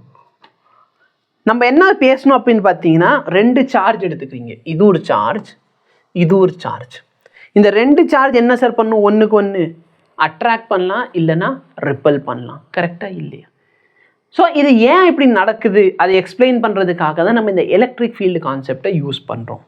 நான் என்ன சொல்கிறேன்னா, the moment I keep a charge, ஒரு சார்ஜை வச்சோடனே இந்த சார்ஜ் வந்து இவனை சுற்றி ஒரு எலக்ட்ரிக் ஃபீல்டை க்ரியேட் பண்ணுவான். என்ன க்ரியேட் பண்ணுறான், இந்த சார்ஜ் இவனை சுற்றி ஒரு எலக்ட்ரிக் ஃபீல்டை க்ரியேட் பண்ணிடுறான் சார். சொல்கிறது புரியுதா? இந்த சார்ஜ் அவனை சுற்றி என்ன க்ரியேட் பண்ணிடுறான், ஒரு எலக்ட்ரிக் ஃபீல்டை க்ரியேட் பண்ணிடுறான். எனி டிஃபிகல்ட்டி இல்லை. இப்போது இந்த எலக்ட்ரிக் ஃபீல்டுக்குள்ள நான் இன்னொரு சார்ஜை கொண்டு வரேன்னா, இந்த எலக்ட்ரிக் ஃபீல்டில் நான் என்ன பண்ணுறேன், இன்னொரு சார்ஜை கொண்டு வந்துடுறேன். அப்போ நான் இந்த மாதிரி இன்னொரு சார்ஜை கொண்டு வரப்போ இந்த சார்ஜோட எலக்ட்ரிக் ஃபீல்டு இருக்கா இல்லையா? அப்போ அந்த எலக்ட்ரிக் ஃபீல்டோட இன்ஃப்ளூயன்ஸில் இன்னொரு சார்ஜ் வரப்போ இந்த எலக்ட்ரிக் ஃபீல்டு அந்த சார்ஜ் என்ன பண்ணுதுன்னா, ஒரு அட்ராக்ஷனும் ரிப்பல்ஷனும் பண்ணுது. நம்ம இதுக்கு முன்னாடி சார்ஜ் இருக்குன்னா அட்ராக்டர் ரிப்பல் ஆகும். பட் ஏன் ஆகுதுன்னா அது எலக்ட்ரிக் ஃபீல்ட் கான்செப்ட். ஒன்றும் இல்லை, எப்படி இந்த ஒரு சில அட்வர்டைஸ்மெண்ட்டில் காட்டுவாங்க பார்த்திருக்கியா, இதான் நீங்கள் வந்து உங்களை சுற்றி நல்ல ஸ்ப்ரே அடிச்சிட்டிங்கன்னா ஒரு குறிப்பிட்ட ஏரியா வரைக்கும் உங்களோட இன்ஃப்ளூயன்ஸ் இருக்கும். அப்போ உங்கள் இன்ஃப்ளூயன்ஸ்குள்ளே யாராச்சும் வராங்க, நீங்கள் ஸ்ப்ரே அடிக்கிறீங்க, உங்களை சுற்றி ஒரு கொஞ்சம் தூரத்துக்கு ஸ்மெல் அடிக்கும். அது நல்ல ஸ்மெல்லோ கேவலமான ஸ்மெல்லோ, ஓகேவா?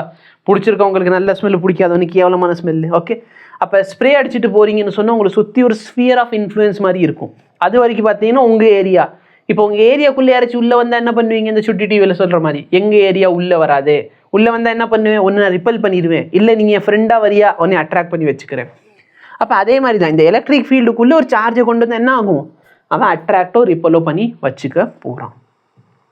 ஸோ இதோட ஃபார்முலா ரொம்ப சிம்பிள். எலக்ட்ரிக் ஃபீல்டோட ஃபார்முலா பார்த்தீங்கன்னா ஃபோர்ஸ் பை சார்ஜ். ஸோ ஃபோர்ஸோட ஃபார்முலா என்ன, KQQ by R². நான் இது ஒரு சார்ஜில் டிவைட் பண்ணிட்டா இது கேன்சல் ஆயிருமா? அப்போ KQ by R². Any difficulty? இந்த எலக்ட்ரிக் ஃபீல்டு அகைன் ஒரு வெக்டார் குவான்டிட்டி. எலக்ட்ரிக் ஃபீல்டு என்ன குவான்டிட்டி, வெக்டார் குவான்டிட்டி. சரிங்களா? ஸோ எலக்ட்ரிக் ஃபீல்டுக்கு டைரக்ஷன் இருக்கும். ஸோ இது ஒரு வெக்டார் குவான்டிட்டி. இதோட டெஃபினேஷன் எங்கே கொடுத்து வச்சுருக்காங்க, இங்கே இருக்கு. Electric field due to a charge Q at a point in the space may be defined as force that a unit charge. So அதான் ஃபார்முலா கொடுத்த பற்றியா, electric field is equal to force by charge. So force per unit charge, okay, force that unit charge would experience if placed in the sphere of influence at that point. Okay வா? So இது மட்டும் ஞாபகம் வச்சுக்கோ. So இதுதான் இப்படி எழுதுறோம், electric field is equal to limit Q tends to 0 F by Q. So formula என்ன ஆயிரும், KQ by R². இது மட்டும் ஞாபகம் வச்சுக்கோ. ஓகேவா? இப்போ எலக்ட்ரிக் ஃபீல்டு வந்து சிஸ்டம் ஆஃப் சார்ஜஸ்க்கு எப்படி இருக்குது, ஒரு வெக்டார் குவான்டிட்டி. கரெக்டாக இல்லையா? அப்போ வெக்டார் குவான்டிட்டி என்ன பண்ண போகிறோம், ஃபார் எக்ஸாம்பிள் இந்த பாயிண்டில் இந்த மொதல் சார்ஜோட ஃபோர்ஸு ஃபீல்டு இந்த பாயிண்டில் எவ்வளோ இருக்க போகுது, இந்த பாயிண்டில் பாசிட்டிவ்னா அவே, பாசிட்டிவ் சார்ஜ்னா அவே, நெகட்டிவ் சார்ஜ் இருந்துச்சுன்னா டுவர்ட்ஸ். ஓகே, அப்போ இது செகண்ட் சார்ஜுக்கு இது அப்போ நான் என்ன பண்ணல, இந்த 1க்கும் 2க்கும் நடுவில் வெக்டார் அடிஷன் கண்டுபிடிக்கிறேன். அடுத்து பார்த்தோன்னா இங்கே 3 இருக்குது, இங்கே 4 இருக்குது. அடுத்து நான் என்ன பண்ணலாம், இந்த 1க்கும் இதுக்கும் நடுவில் ரிசல்ட் அந்த மாதிரி கண்டுபிடிச்சிக்கலாம். ஸோ வெக்டார் சூப்பர் பொசிஷன் என்ன, sum of all the vectors. ஓகேவா? ஸோ எலக்ட்ரிக் ஃபீல்டு ஒன்றுக்கு நான் கண்டுபிடிச்சி என்ன பண்ண போகிறேன், ஃபைனலாக வெக்டார் சம் பண்ண போகிறேன். ஓகேவா? ஃபிசிக்கல் சிக்னிஃபிகன்ஸ் உங்களுக்கு தேவையில்லை, உனக்கு என்ன தேவையோ அதை மட்டும் நான் சொல்லிடுறேன்.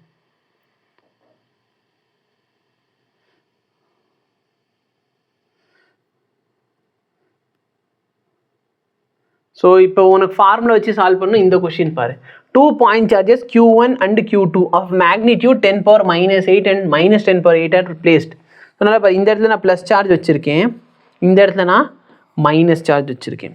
இப்போ என்ன சொல்கிறாங்க, ஏங்கிற பாயிண்டில் எலக்ட்ரிக் ஃபீல்டு எவ்வளோ, பாசிட்டிவ் சார்ஜ்னால எலக்ட்ரிக் ஃபீல்டு எப்படி இருக்கும், அவே. புரியுதா இல்லையா? பாசிட்டிவ் சார்ஜ்னா அவே. இதோட வேல்யூ எவ்வளோ வரும் சார், ஏல எனக்கு தெரியணும்னா electric field due to positive charge. வேறு என்ன இருக்குது, நெகட்டிவ் சார்ஜ். நெகட்டிவ் சார்ஜ்னா எலக்ட்ரிக் ஃபீல்டு எப்படி இருக்க போகுதுன்னா நெகட்டிவ் சார்ஜுக்கு டுவர்ட்ஸ். ஓகேவா? நான் சும்மா அது பெருசு சிறுசு ஏன் வச்சுருக்கேன் அப்படின்னா அது உனக்கு டிஃப்ரென்ஸ் காட்டுறதுக்காக. ஸோ பாசிட்டிவ் சார்ஜுக்கும் நெகட்டிவ் சார்ஜுக்கும் ஒரே டைரெக்ஷனில் இருக்கா இல்லையா, அதனால் நீங்கள் ரெண்டு எலக்ட்ரிக் ஃபீல்டு என்ன பண்ணுங்க, ரெண்டுமே ஒரே டைரெக்ஷனில் இருக்குது, அப்போ ஆட் பண்ணிட போகிறீங்க. எலக்ட்ரிக் ஃபீல்டு எவ்வளோ சார், இங்கேருந்து இங்கே ஃபார்முலா என்ன, கே, சார்ஜ் வந்து Q, இந்த டிஸ்டன்ஸ் எவ்வளோ, அந்த டிஸ்டன்ஸை சப்ஸ்டியூட் பண்ணிக்கோ. நெகட்டிவ் சார்ஜால் வேணுமா, கே, சார்ஜோட வேல்யூ மட்டும் போடு, சரியா? சார்ஜ் வந்து Q, டிஸ்டன்ஸ் எவ்வளோ, இதான் சார் டிஸ்டன்ஸ். அப்போ ரெண்டுத்தையும் கூட்டினா உனக்கு ஆன்சர் வந்துடும். இப்போ பிங்கிற பாயிண்டில் பாரு, பாசிட்டிவ் சார்ஜ்னால எலக்ட்ரிக் ஃபீல்டு எப்படி இருக்கும், அவே. நெகட்டிவ் சார்ஜ்னால இந்த பாயிண்டில் எலக்ட்ரிக் ஃபீல்டு எப்படி இருக்க போகுது, டுவர்ட்ஸ் த சார்ஜ், நெகட்டிவ் சார்ஜை நோக்கி இருக்கும். அப்போ இது ப்ளஸ்ஸு, இது ரெண்டுமே ஆப்போசிட் டைரெக்ஷனில் இருக்குது. அப்போ நான் என்ன பண்ண போகிறேன், ஒரு வேல்யூலேருந்து இன்னொரு வேல்யூவை சப்ராக்ட் பண்ண போகிறேன். ஏன்னா வெக்டார் சம் அப்படி தானே பண்ணுவோம். இது பாரு, பாசிட்டிவ் சார்ஜ்னால இந்த பாயிண்டில் அவே, நெகட்டிவ் சார்ஜ்னால டுவர்ட்ஸ் த சார்ஜ். ஓகேவா? அப்போ ரிசல்டன்ட் என்ன ஆக போகுது சார், ரெண்டு பேருக்கு நடுவில் உங்களுக்கு ஆன்சர் கிடைச்சிரும். Any difficulty? ஸோ பாசிட்டிவ் சார்ஜ்னால அவே, நெகட்டிவ் சார்ஜ்னால towards the charge. So resultant நடுவில் வந்துருச்சு. ஸோ இந்த மாதிரி வேல்யூ மட்டும் சப்ஸ்டியூட் பண்ணிக்கோ, KQ/R², KQ/R² போட்டு வெக்டார் அடிஷன் பண்ணிக்கோங்க. அகைன் இது எல்லா கொஸ்டினுமே நான் எக்ஸாம்பிள்னு சொல்லி நடத்தி வச்சிருக்கேன். ஸோ இங்கே வருது பற்றி அந்த கான்செப்ட். பாசிட்டிவ் சார்ஜாக இருந்தால் எலக்ட்ரிக் ஃபீல்டு ரேடியலி அவுட்வேர்டு, வெளியே போதா, சார்ஜ்லேருந்து வெளியே போகணும். நெகட்டிவ் சார்ஜுக்கு எங்கேயா வரையாமல் விட்டாங்களா, சரி இங்கே கொடுத்துருக்காங்க, இது பாரு, கிரேட்டர் தென் 0 என்ன, பாசிட்டிவ் சார்ஜ். ஸோ பாசிட்டிவ் சார்ஜ்னா electric field away, less than 0 என்ன, நெகட்டிவ் சார்ஜ். என்ன சார்ஜ், நெகட்டிவ் சார்ஜ். அப்போ நெகட்டிவ் சார்ஜ்னா எலக்ட்ரிக் ஃபீல்டு எப்படி இருக்கும், டுவர்ட்ஸ் த சார்ஜ் இருக்கும். ஓகேவா? ஸோ பாசிட்டிவ்னா அவே, நெகட்டிவ்னா டுவர்ட்ஸ் த சார்ஜ். அடுத்து கவனிக்க வேண்டிய விஷயங்கள் என்ன, நல்லா பாரு, பாசிட்டிவ்லேருந்து வெளியே போகுது, நெகட்டிவ்ல உள்ளே வருது. அப்போ நான் பாசிட்டிவ் நெகட்டிவ் ரெண்டு சார்ஜை வச்சுட்டேன்னா என்ன சார் ஆகும், பாசிட்டிவ்ல ஸ்டார்ட் ஆகும், நெகட்டிவ்ல முடிஞ்சிடும். ஓகேவா? அதே ஒரு சிங்கிள் சார்ஜ் இருந்துச்சுன்னா பாசிட்டிவ்லேருந்து ஸ்டார்ட் ஆகி வெளியே போய்கிட்டே இருக்கும். எங்கே வரைக்கும் போகும், இன்ஃபினிட்டி வரைக்கும் போகும். Okay. In a charge-free region, electric field line can be continuous curve without any break. Charge இல்லாத ஒரு ரீஜன் ஆச்சு, எலக்ட்ரிக் ஃபீல்டு எப்படி இருக்கும், கண்டினியூஸ் கர்வாக இருக்கும். Two field line can never cross each other, ரொம்ப முக்கியம். ஏன்னா எலக்ட்ரிக் ஃபீல்ட் லைன் வந்து எதை ரெப்ரசென்ட் பண்ணுது, டைரக்ஷன் ஆஃப் எலக்ட்ரிக் ஃபீல்டை ரெப்ரசென்ட் பண்ணுது. அப்போ யோசிச்சு பாரு, ரெண்டு எலக்ட்ரிக் ஃபீல்ட் லைன் இப்படி கிராஸ் ஆகுதுன்னு வச்சுக்கோயே, நான் எலக்ட்ரிக் ஃபீல்ட் லைனோட டேஞ்சென்ட் வரைகிறேன்னா இந்த டேஞ்சென்ட் தான் டைரக்ஷன் ஆஃப் எலக்ட்ரிக் ஃபீல்டு. அப்போ நான் இந்த கர்வில் இங்கே வரைகிறேன்னா இதை டைரக்ஷன் ஆஃப் எலக்ட்ரிக் ஃபீல்டு, இங்கே இது டைரக்ஷன், இங்கே இது டைரக்ஷன், இங்கே இது டைரக்ஷன், இங்கே இது டைரக்ஷன். கரெக்டாக இல்லையா? இப்போ நல்லா பாரு, இன்னொரு கர்வ் இருக்குது. இப்போ இது ரெண்டு பேரும் இன்டர்செக்ட் ஆகிட்டாங்கன்னா அந்த பாயிண்ட் ஆஃப் இன்டர்செக்ஷனில் பார்த்தேன்னா இந்த கர்வ் என்ன சொல்கிறான், இதை டைரக்ஷன் ஆஃப் எலக்ட்ரிக் ஃபீல்டு, இந்த கர்வ் என்ன சொல்கிறான், இதை direction of electric field. So which is not possible. இப்போ இவங்க ரெண்டு டைரக்ஷன் இருக்குன்னா நம்மளுக்கு ரிசல்டன்ட் தானே காட்டணும். அப்போ ரிசல்ட்டோட டைரக்ஷன் தான் எலக்ட்ரிக் ஃபீல்டு இருக்குமே தவிர இந்த மாதிரி ரெண்டு இது இன்டர்செக்ட் ஆகாது. இது நீங்கள் ஆல்ரெடி 10th படிச்சிருப்பீங்க மேக்னெட்டிக் ஃபீல்ட் லெசனில். Magnetic field line can never intersect each other. இதில் ஒரு விஷயம் என்ன அப்படின்னா, electric field line do not form any closed loop. இது க்ளோஸ்ட் லூப்பை ஃபார்ம் பண்ணாது. ஆனால் மேக்னெட்டிக் ஃபீல்ட் லைன் என்ன பண்ணும், க்ளோஸ்ட் லூப்ஸை ஃபார்ம் பண்ணும். சரிங்களா? எலக்ட்ரிக் ஃப்ளக்ஸுங்கிற டாபிக் இப்போதைக்கு நான் நடத்தலை, உனக்கு நான் நடத்துவேன், டோன்ட் வரி, நடத்துவேன், பட் இப்போதைக்கு நடத்தலை. இப்போ நல்லா பாரு, ஒரு பாசிட்டிவ் சார்ஜ் இருக்குது, ஒரு நெகட்டிவ் சார்ஜ் இருக்குது. ஸோ பாசிட்டிவ் சார்ஜ் வந்து எலக்ட்ரிக் ஃபீல்டு என்ன ஆகும், தூரமாக போகும். நெகட்டிவ் சார்ஜ் பக்கத்தில் வரும். நல்லா பாரு, இங்கெல்லாம் டைரக்ஷன் பாரு, இப்படி போகுது, நெகட்டிவ் சார்ஜில் உள்ளே வருது. ஓகேவா? நல்லா பாரு, நெகட்டிவ் சார்ஜில் நோக்கி உள்ளே வருதா, பாசிட்டிவ் சார்ஜ்லேருந்து வெளியே போகுது. இது க்ளோஸ்ட் லூப் ஃபார்ம் பண்ணாது. சரியா? க்ளோஸ்ட் லூப்னா என்ன அர்த்தம் சார், இதுதான் சார் க்ளோஸ்ட் லூப். இந்த டைரக்ஷனில் போய் நீங்கள் இந்த டைரக்ஷனில் வரும். பட் இது பாரு, எல்லாருமே இங்கேருந்து போய் அங்கே முடிக்கிறாங்க. க்ளோஸ் லூப்னா என்ன, இங்கேருந்து போயிட்டு இங்கே உள்ளே வரணும். இங்கே இப்படி வந்தால் அது பெருக்கு close loop. So electric field line do not form a close loop. ஆனால் magnetic field line close loop form பண்ணும். இது நோட் பண்ணிக்க வேண்டிய ஒரு விஷயம். சரியா? சப்போஸ் இந்த மாதிரி ரெண்டு சேம் சார்ஜ் வச்சிருக்கேன், அப்போ என்ன ஆகும்னா, இந்த இடத்துல இந்த ஒரு குறிப்பிட்ட ஏரியாவில் உனக்கு எலக்ட்ரிக் ஃபீல்ட் லைன்ஸே தெரியல, தெரியுதா? இந்த இடத்துல உனக்கு எலக்ட்ரிக் ஃபீல்ட் லைன்ஸே தெரியாது. ஏன்னா இதோட எலக்ட்ரிக் ஃபீல்டும் இதோட எலக்ட்ரிக் ஃபீல்டு என்ன ஆயிடுச்சு, கேன்சல் அவுட். ஏன்னா ரெண்டுமே பாசிட்டிவ் சார்ஜ். இவனும் அவே கிரியேட் பண்ணுறான், இவன் இப்படி கிரியேட் பண்ணுவானா, இவன் இப்படி கிரியேட் பண்ணுவானா. அப்போ இந்த இடத்துல எலக்ட்ரிக் ஃபீல்ட் லைன் என்ன ஆயிடுச்சு, கேன்சல் அவுட் ஆயிரும். ஓகேவா? ஸோ ரிசல்டன்ட்டோட டைரக்ஷன் தான் இப்படி இருக்குது. நெகட்டிவ் சார்ஜ் கொடுத்தாங்கனாலும் இதே வரைஞ்சிட்டு என்ன பண்ணு, டைரக்ஷனை மட்டும் உல்ட்டாவாக போட்டேன்னா நெகட்டிவ் சார்ஜோட எலக்ட்ரிக் ஃபீல்ட் லைன்ஸ். அது எலக்ட்ரிக் ஃப்ளக்ஸ் நான் உனக்கு நடத்துவேன், இப்போதைக்கு நான் நடத்தலை. ஏன்னா இப்போ நான் வந்து எலக்ட்ரிக் ஃபீல்டு பற்றி நடத்திக்கிட்டு இருக்கேன். So electric field due to single charge உனக்கு டீச் பண்ணிட்டேன்னா, சிங்கிள் சார்ஜ் இருந்தால் பாசிட்டிவாக இருந்தால் அவே, நெகட்டிவாக இருந்தால் டுவர்ட்ஸ். இப்போ நான் என்ன பண்ண போகிறேன், ரெண்டு சார்ஜ் எடுத்துக்கிறேன். சரியா? இந்த ரெண்டு சார்ஜ் வந்து எப்படி எடுத்துக்கணும், ஈக்குவல் அண்ட் ஆப்போசிட் சார்ஜ் எடுத்துக்கிறேன். ஒரு சார்ஜ் பாசிட்டிவ், இன்னொரு சார்ஜ் நெகட்டிவ். அப்போ ஒரு பாசிட்டிவ் சார்ஜையும் நெகட்டிவ் சார்ஜையும் நான் ஒரு குறிப்பிட்ட டிஸ்டன்ஸில் வைக்கிறேன்னு வச்சுக்கோ. நான் என்ன பண்ணுறேன், ஒரு பாசிட்டிவ் சார்ஜையும் ஒரு நெகட்டிவ் சார்ஜ் எடுத்து ஒரு குறிப்பிட்ட டிஸ்டன்ஸ் ஆஃப் செப்பரேஷனில் வச்சிடுறேன். இந்த அரேஞ்ச்மெண்ட்டோட பேர் தான் எலக்ட்ரிக் டைபோல். ஸோ சிங்கிள் சார்ஜோட எலக்ட்ரிக் ஃபீல்டு பார்த்துட்டோம். இப்போ ரெண்டு சார்ஜோட சேர்த்த எலக்ட்ரிக் ஃபீல்டு எப்படி இருக்கும் அப்படிங்கிறத பார்க்குறோம். அப்போது electric field due to two charges நம்ம பார்க்க போகிறோம். அதுதான் நம்ம என்ன பண்ணுறோம், டைபோல் ஃபார்ம் பண்ணுறோம். டைபோல்னா என்ன, எலக்ட்ரிக் டைபோல் பார்த்தீங்கன்னா pair of equal and opposite charge separated by some small distance. இந்த டிஸ்டன்ஸ் ஏவாக இருக்கலாம், டியாக இருக்கலாம், எல்லா இருக்கலாம், என்ன வேணாலும் இருக்கலாம். ஓகேவா? ஸோ ஒரு குறிப்பிட்ட டிஸ்டன்ஸை பிரித்து வச்சா இது பேர் தான் என்னது, எலக்ட்ரிக் டைபோல். நெக்ஸ்ட்டு உனக்கு என்ன தெரியணும், டைபோல் மொமெண்ட்னா என்னன்னு தெரியணும். என்ன தெரியணும், டைபோல் மொமெண்ட். இந்த டைபோல் மொமெண்ட் எப்படி இருக்கும் அப்படின்னா, product of magnitude of charge. ஏதாச்சும் ஒரு சார்ஜ் எடுத்துக்கோ, ஏன்னா ரெண்டுமே ஈக்குவல் சார்ஜ் தான். அப்போ ஏதாச்சும் ஒரு சார்ஜோட மேக்னிடியூட் மட்டும் எடுத்துக்கோ, அதை எதால் மல்டிப்ளை பண்ணுனா இவங்க ரெண்டு பேருக்கு நடுவில் இருக்கிற டிஸ்டன்ஸ் ஆஃப் செப்பரேஷனால் மல்டிப்ளை பண்ணு.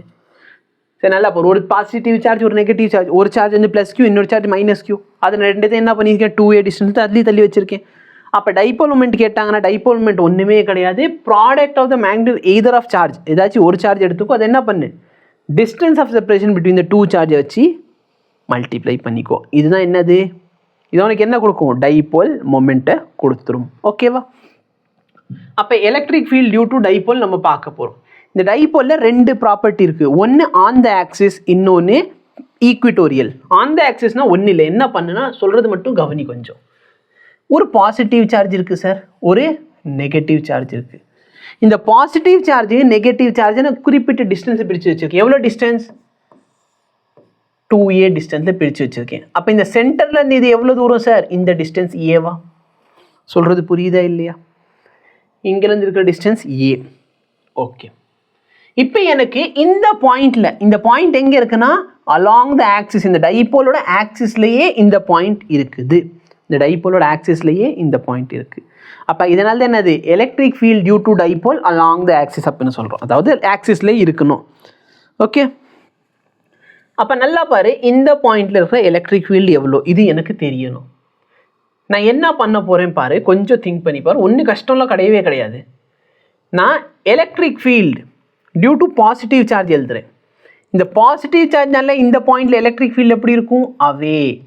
அப்போ electric field due to plus q எப்படி இருக்க போகுது, அவே. அதாவது கே சார்ஜோட கியூ, இங்கேருந்து இங்கே வரைக்கும் டிஸ்டன்ஸ் எவ்வளோ சார், இந்த டிஸ்டன்ஸ் ஏ சரி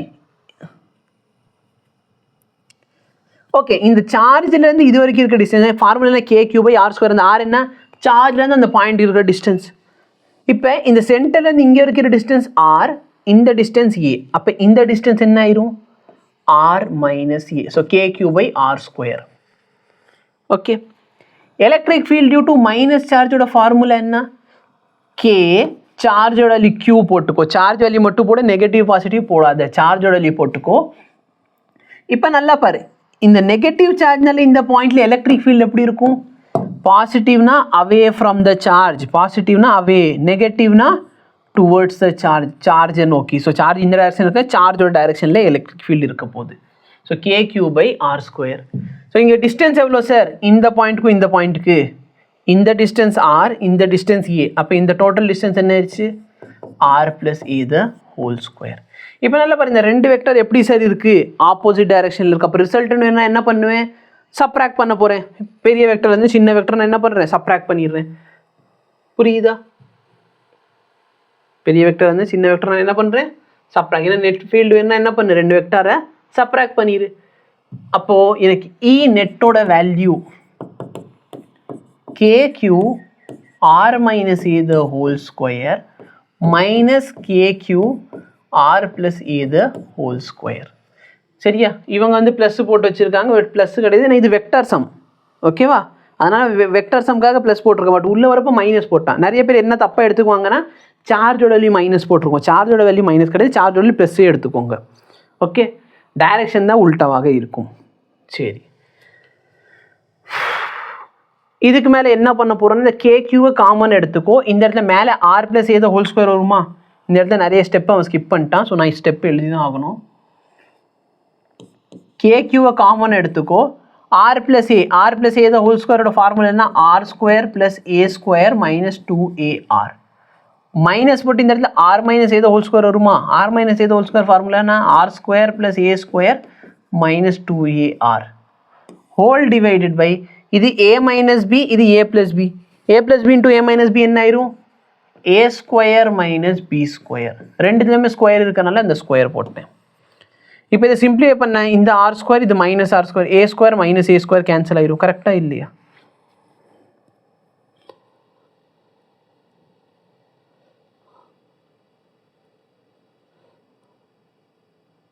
ஆக்சுவலி இங்கே a + b the whole square நான் ப்ளஸ் போடுறதுக்கு நான் மைனஸ் போட்டிருக்கேன். நான் எதாவது யோசிச்சு என்ன இதுவும் கேன்சல் ஆகுது.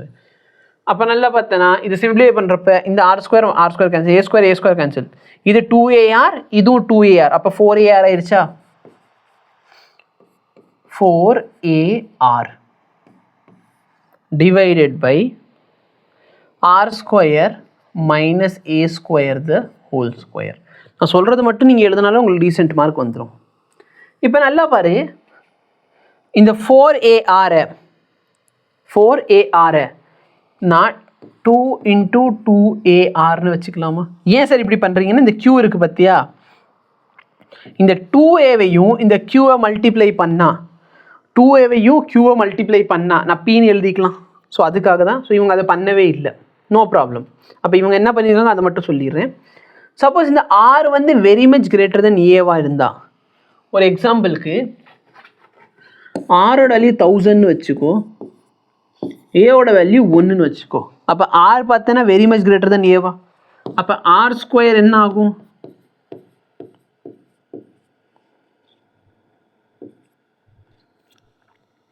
a² வேல்யூ என்ன ஆயிடுச்சு 1. அப்போ r² - a² என்ன கிடைக்கும்.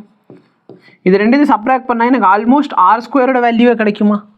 அப்போ நம்ம இந்த இடத்துல என்ன பண்ணுறோம்னா if r is very much greater தென் ஏன்னு போட்டால் r² - a² பதில் என்ன போட்டுக்கலாம் வெறும் r². அப்போ r² the whole square இருக்கா. அப்போ இங்கே r⁴ இருக்கும், கீழே ஒரு r இருக்கும். அப்போ k3 4a r கேன்சல் ஆயிடுச்சு டிவைடட் பை r3. நான் சிம்பிள் பண்ணிக்கிறேன். இதை 2aq பதிலாக நான் pன்னு போட்டுக்கலாமா. அப்போ 2 × k 2aq பதிலாக p போட்டுக்கிறேன். p வந்து என்னது டைபோல் மூமெண்ட், நான் மேலே காமிச்ச மாதிரி. So 2ap/r3. டைபோல் மூமெண்ட்டில் இன்னொரு விஷயம் நான் சொல்ல மறந்துட்டேன். இந்த டைபோல் மூமெண்ட்டோட டைரக்ஷன் எப்படி இருக்கும். சரி டைபோல் மூமெண்ட்டில் எப்போயும் ஒரு பாசிட்டிவ் சார்ஜ் ஒரு நெகட்டிவ் சார்ஜ் இருக்க போது. எலக்ட்ரிக் ஃபீல்டோட டைரக்ஷன் எப்படி இருக்குது? எலக்ட்ரிக் ஃபீல்டு பார்த்தீங்கன்னா பாசிட்டிவ் டு நெகட்டிவ் இருக்கும். டைபோலோட டைரக்ஷன் எப்படி இருக்குன்னா நெகட்டிவ் டு பாசிட்டிவ் இருக்கும். இது ரொம்ப முக்கியமான விஷயம், நோட் பண்ணிக்கோங்க. இது நான் சொல்லலை முன்னாடி. அப்போ நல்லா பாரு, இந்த இடத்துல டைபோலோட டைரக்ஷன் பார்த்தோன்னா நெகட்டிவ்லேருந்து பாசிட்டிவ் டைரக்ஷனில் போட்டு வச்சுருக்காங்க. ஓகேவா? நெக்ஸ்ட் டாபிக் பார்த்தோன்னா எலக்ட்ரிக் ஃபீல்ட் அட் ஈக்விட்டோரியல். ஈக்விட்டோரியல்னா ஒன்றுமே கிடையாது. இந்த டைபோல் இருக்குது பார்த்தியா, இந்த ப்ளஸ் சார்ஜ், இந்த மைனஸ் சார்ஜ், இது ப்ளஸ் இது மைனஸ். ஓகே, இந்த ப்ளஸ் இந்த மைனஸ். அப்போது எலக்ட்ரிக் ஃபீல்டு எனக்கு வேணும். போன தடவை நான் எங்கே கண்டுபிடிச்சேன் சார்? அலாங் த ஆக்சிஸில் கண்டுபிடிச்சேன். இந்த ஆக்சிஸில் இந்த ஆக்சிஸில் நான் கண்டுபிடிச்சேன். இப்போ எனக்கு பெர்பெண்டிகுலர் வேணும். பெர்பெண்டிகுலர் இந்த சார்ஜுக்கு பெர்பெண்டிகுலராக இந்த இடத்துல, இந்த ஆக்சிஸ்க்கு பெர்பெண்டிகுலராக இந்த பாயிண்ட்ல எனக்கு வேணும். அதனால இதோட பேர் என்னச்சு? Electric field along the equatorial, அதாவது பெர்பெண்டிகுலர், இந்த டைபோலுக்கு பெர்பெண்டிகுலராக இருக்கணும். அதனால் இப்போ டைரக்ஷன் ஆஃப் டைபோல் என்ன? Negative to positive. ஸோ இதுதான் பியோட டைரக்ஷன்.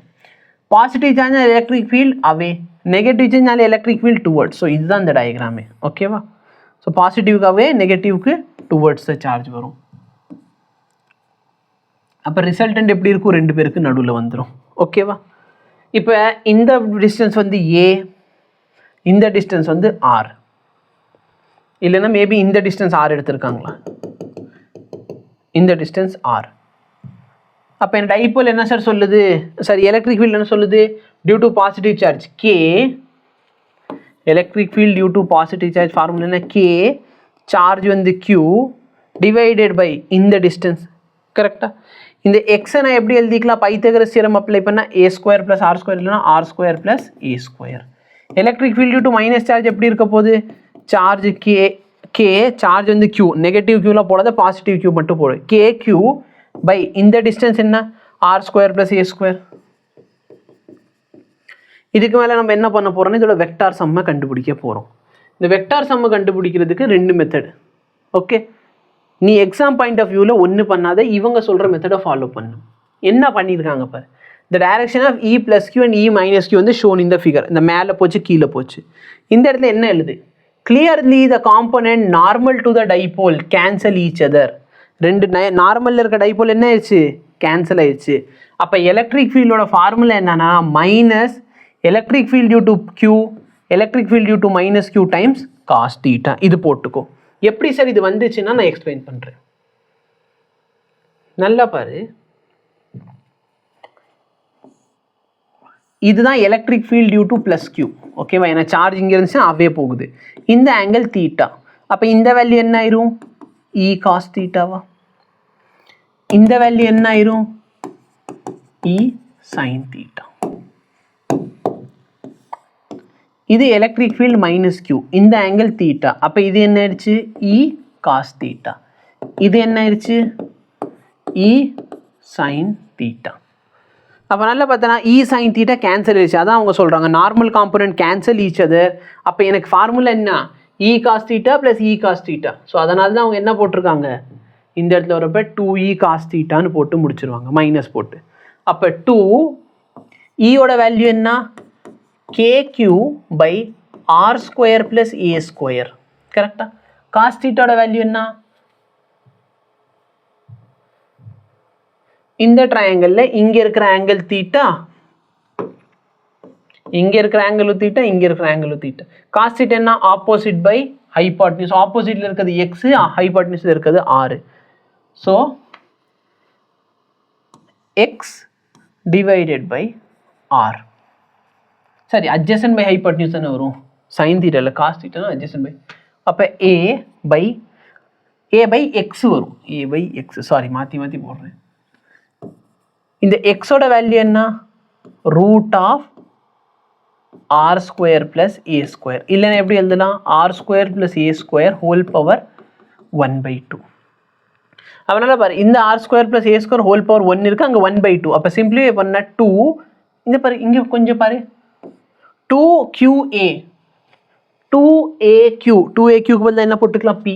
அப்போ KP by r square plus a square whole power 3/2.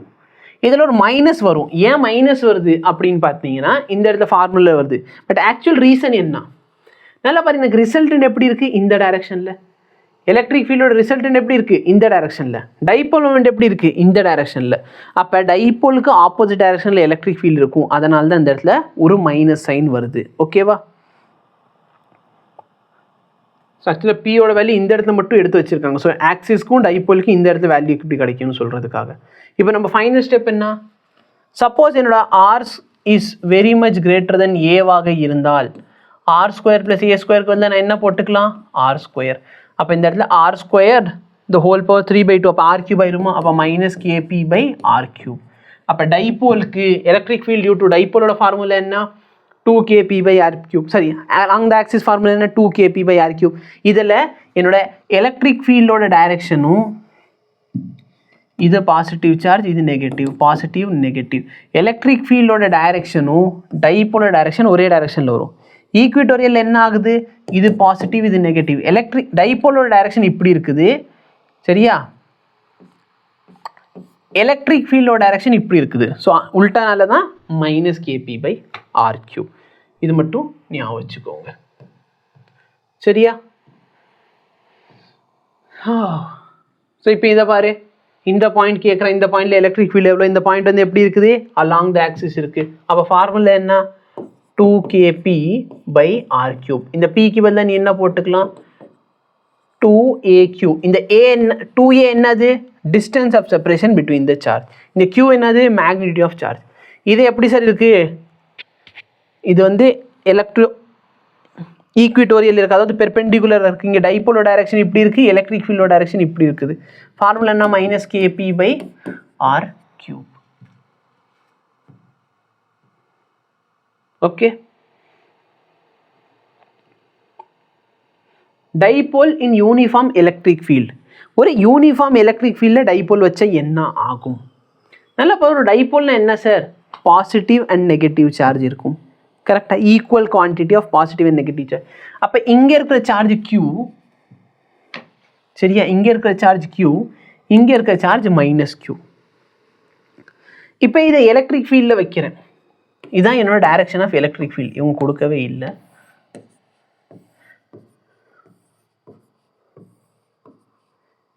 அப்போ இந்த சார்ஜில் ஆக்ட் ஆகிற ஃபோர்ஸோட formula charge into electric field.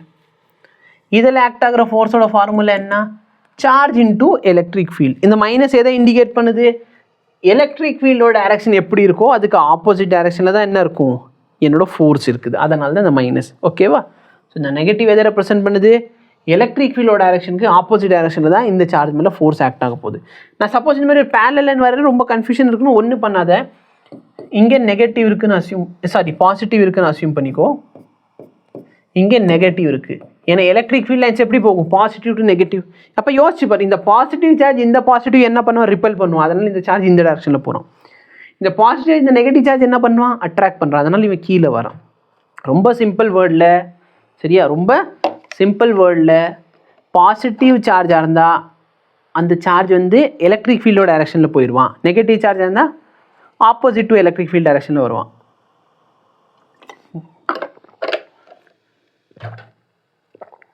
அப்போ இந்த டைபோல் மேலே ஆக்ட் ஆகிற டோட்டல் ஃபோர்ஸ் என்ன? இந்த டைரக்ஷனில் ப்ளஸ் QE, இந்த டைரக்ஷனில் மைனஸ் QE. அப்போ டோட்டல் சார்ஜ் என்ன ஆயிடுச்சு? 0. அப்போ நெட் சார்ஜ் டோட்டல் சார்ஜ் இல்லை, டோட்டல் ஃபோர்ஸ். இந்த சார்ஜ் மேலே ஆக்ட் ஆகிற டோட்டல் ஃபோர்ஸ் QE, இந்த சார்ஜ் மேலே டோட்டல் ஃபோர்ஸ் எவ்வளோ? Minus QE. அப்போ டோட்டல் ஃபோர்ஸ் என்ன ஆயிடுச்சு? QE minus Q. ஆப்போசிட்டில் இருக்க ரெண்டு ஆட் பண்ணால் 0 ஆயிருமா? சரி, அப்போ டார்க்கோட ஃபார்முலா என்ன? R cross F. இப்போ நான் சென்டர்லேருந்து பேச போகிறேன். Okay, what I think is, இந்த இடத்துல வந்து கொஞ்சம் இவங்க எலக்ட்ரிக் ஃபீல்டு வச்சுருந்தாங்களா இல்லை எனக்கு மட்டும்தான் தெரிய மாட்டேங்குதா? நான் ஒரு தடவை சேவ் பண்ணிக்கிறேன்.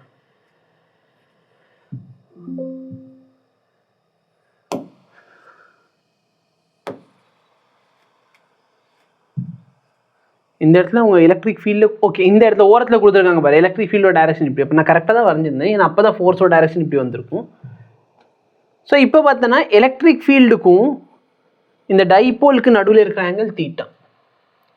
இல்லை பாரு, நான் எலக்ட்ரிக் ஃபீல்டு இப்படி தானே வரைஞ்சிருந்தேன், கீழேருந்து மேலே போகிற மாதிரி தான் வரைஞ்சிருந்தேன். ஸோ இந்த எலக்ட்ரிக் ஃபீல்டுக்கும் இந்த டைபோலுக்கு நடுவில் இருக்க ஆங்கிள் எவ்வளோ? தீட்டா. சரியா? ஓகே, ஃபார்முலா என்ன ஆர் கிராஸ் எஃப் இல்லைன்னா ஆர்எஃப் சைன் தீட்டா. இந்த டைபோலோட சென்டர்ல இருந்து இந்த டிஸ்டன்ஸ் சரியா,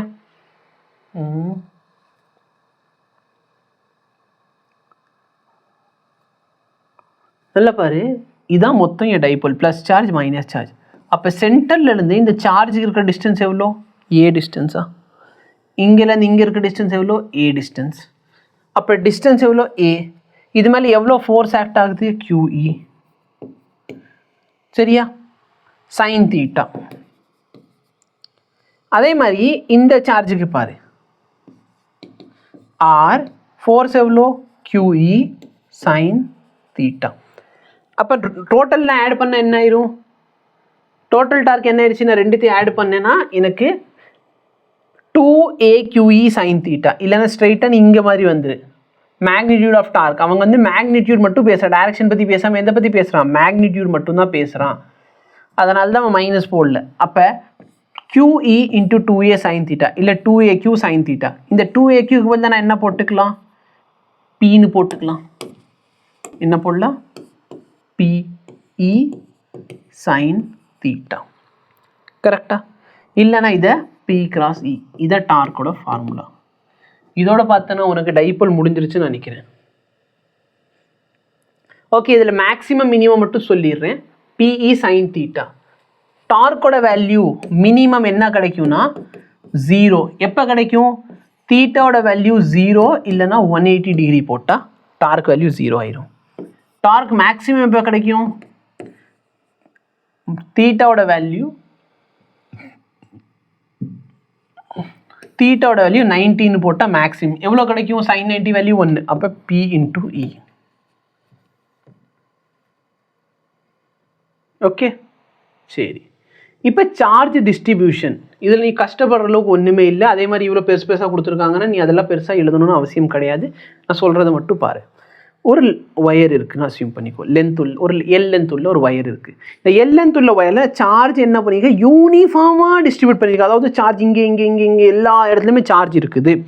ஓகே, அப்போ நல்லா பாரு, நான் டோட்டல் சார்ஜ் Qவை அக்ராஸ் த லென்த் டிஸ்ட்ரிபியூட் பண்ணிட்டேன். அப்போ லென்த் வந்து எல்.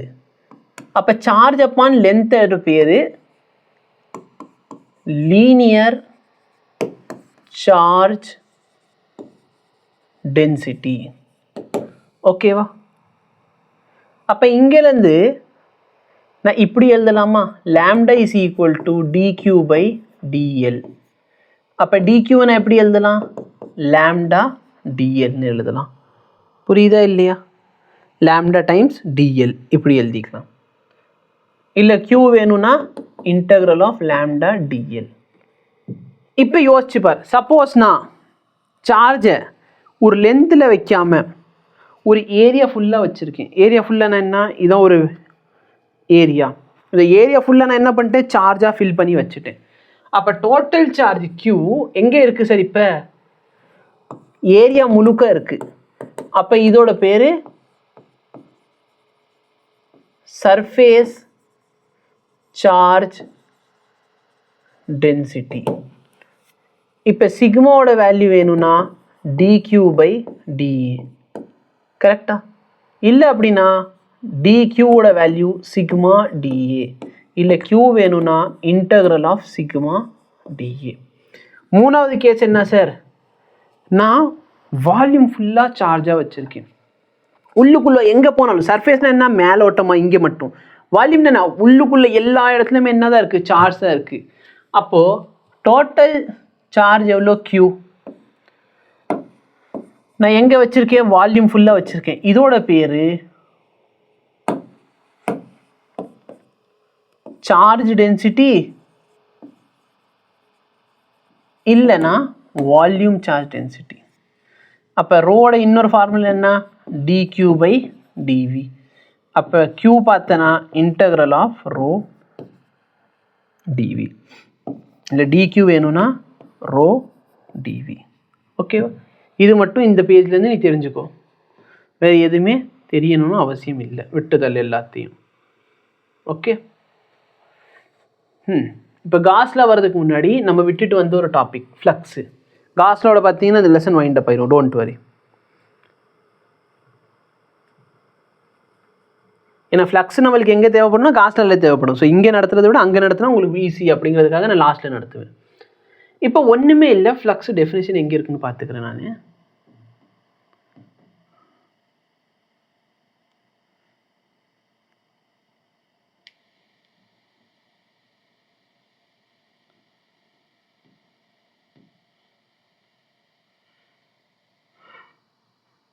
சரி, எனக்கு தெரியல இவங்க எங்கே டெஃபினேஷன் போட்டு வச்சுருக்காங்க. ஆனால் ஃப்ளக்ஸோட டெஃபினேஷன் ரொம்ப simple.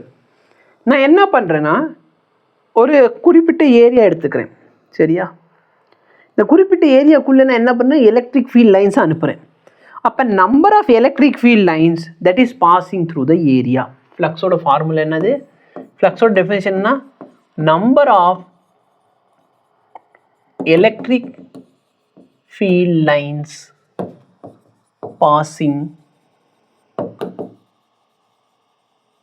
through a normal area. நார்மலாக பெர்பெண்டிகுலர் ஏரியாலே எவ்வளோ எலக்ட்ரிக் ஃபீல்ட் லைன்ஸ் உள்ளே போகுது, இதான் அதோட மீனிங். ஓகேவா? இப்போ எக்ஸாம்பிள் என்ன? சரி, இல்லை ஃப்ளக்ஸ் எதை பொறுத்து இருக்கும்?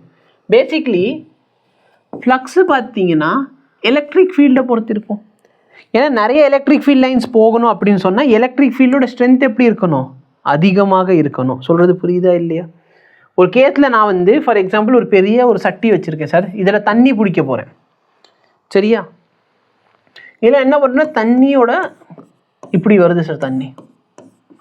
ரெண்டாவது கேஸ் அதே சட்டியை நான் என்ன பண்ணுறேன்னா ஒரு சின்னூண்டு டேப் வாட்டரில் வச்சிடுறேன். டேப் வாட்டர்லேருந்து தண்ணி இப்படி வருது. இதில் எதில் சார் தண்ணி நிறையா ஃபில் ஆகும்? ஃபஸ்ட் கேஸில். ஏன்? ஏன்னா இங்கே தண்ணியோட ஸ்ட்ரென்த் அதிகம்.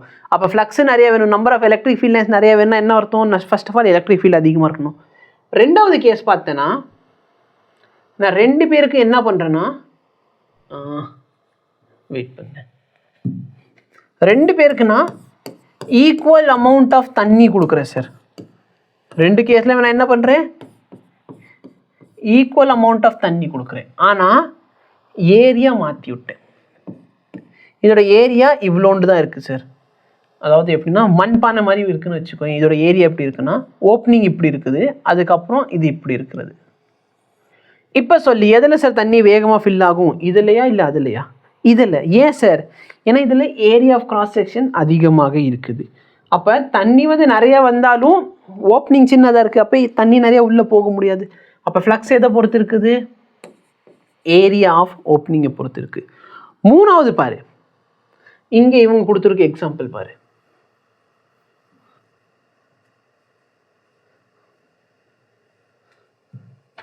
இங்கே எலக்ட்ரிக் ஃபீல்ட் லைன்ஸ் போகுது, ஏரியா இப்படி அசியூம் பண்ணியிருக்காங்க. அப்போ இது வந்து என்ன ஆகுது? எலக்ட்ரிக் ஃபீல்ட் லைன்ஸ் போகுது. ஓகேவா? இங்கே நிறைய எலக்ட்ரிக் ஃபீல்ட் லைன்ஸ் வெளியே போகுது. ரெண்டாவது கேஸில் நான் என்ன பண்ணுறேன்னா இந்த இதை இப்படி ஸ்லாண்ட் பண்ணி வச்சிடுறேன். என்ன பண்ணுறேன்? ஸ்லாண்ட் பண்ணி வச்சிடுறேன். இப்போ யோசிச்சு பாரு, ஏரியா ஈக்குவல் தான். ஃபார் எக்ஸாம்பிள் நான் என்ன சொல்ல வரேன்னா வீட்டில் வந்து உன்னை தண்ணி பிடிக்க சொல்லியிருக்காங்க. ஓகே, இதுதான் டேப்பு. தண்ணி இப்படி பிடிக்கிறது வந்து நீ என்ன பண்ணிட்ட? இப்படி வச்சுருக்க சார். தண்ணி எப்படி உள்ளே போயிடுமா? போக முடியாது. அப்போ இங்கே ஓரியன்டேஷனும் முக்கியம். அப்போ ஃபஸ்ட் நான் என்ன பண்ணுறேன்னா இந்த மாதிரி வச்சுட்டு, சரியா, ஃபஸ்ட் நான் இப்படி வச்சு தண்ணி பிடிக்கிறேன். அடுத்து நான் என்ன பண்ணுறேன்? இப்படி ஆங்கிளை மாற்றி வச்சு இப்படி தண்ணி பிடிக்கிறேன். அதே அளவுக்கு தண்ணி வருது, ஆனால் உள்ளே அதே அளவுக்கு தண்ணி போகுமா? தண்ணி போகாது. அப்போ ஃபஸ்ட்டு கேஸில் இவங்க என்ன பண்ணுறாங்கன்னா எலக்ட்ரிக் ஃபீல்ட் லைன்ஸ் இப்படி போகுது, இவங்க இந்த மாதிரி ஒரு துணி எடுத்து வச்சுருக்காங்க. அப்போ எலக்ட்ரிக் ஃபீல்டு எப்படி போகுது? இந்த வழியே போகுது. நெக்ஸ்ட் நான் என்ன பண்ணுறேன்? இதை இப்படி டில்ட் பண்ணிடுறேன். புரியுதா? அப்போ நான் டில்ட் பண்ணுறப்ப பாரு, ஃபஸ்ட்டு எவ்வளோ ஏரியாவோ அதே ஏரியா தான் இப்போ இருக்குது. ஆனால் ஃபஸ்ட் பார் 1 2 3 4 5 6 லைன் போகுது. இப்போ பாரு, நான் டில்ட் பண்ணதுக்கப்புறம் 5 லைன் தான் போகுது, ஒரு குறிப்பிட்ட லைனில் உள்ளே போகலை. நான் என்ன சொல்கிறேன்ட்டு புரியுதா? அப்போ இது எதை பொறுத்து இருக்குது? ஃப்ளக்ஸு காஸ் தீட்டாவை பொறுத்தும் இருக்குது. அப்போ ஃப்ளக்ஸோட ஃபார்முலா என்ன அப்படின்னா இஏ காஸ் தீட்டா. ஃப்ளக்ஸோட ஃபார்முலா என்னது?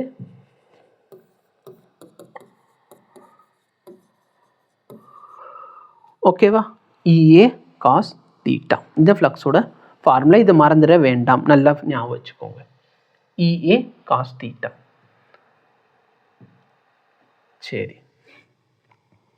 இப்போ நல்லா பாரு, இந்த இடத்துல இஏ காஸ் தீட்டான்னு போடலாம், இல்லைன்னா E vector dot A vector.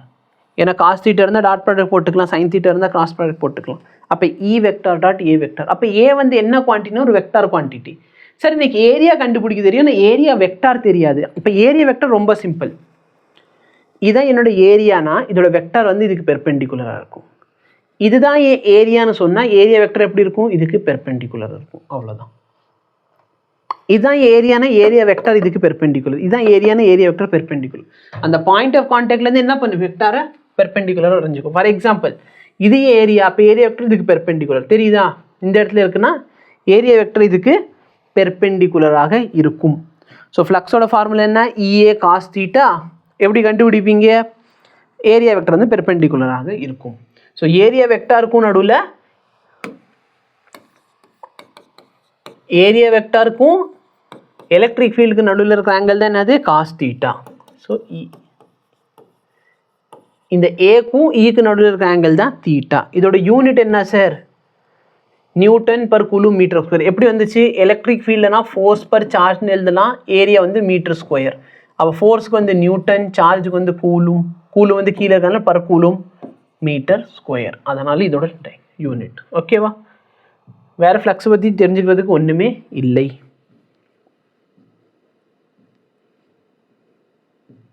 Final topic என்ன, காஸ்லா.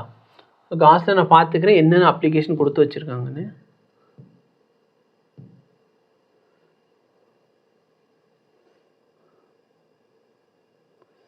காஸ்லா சிலிண்டர்,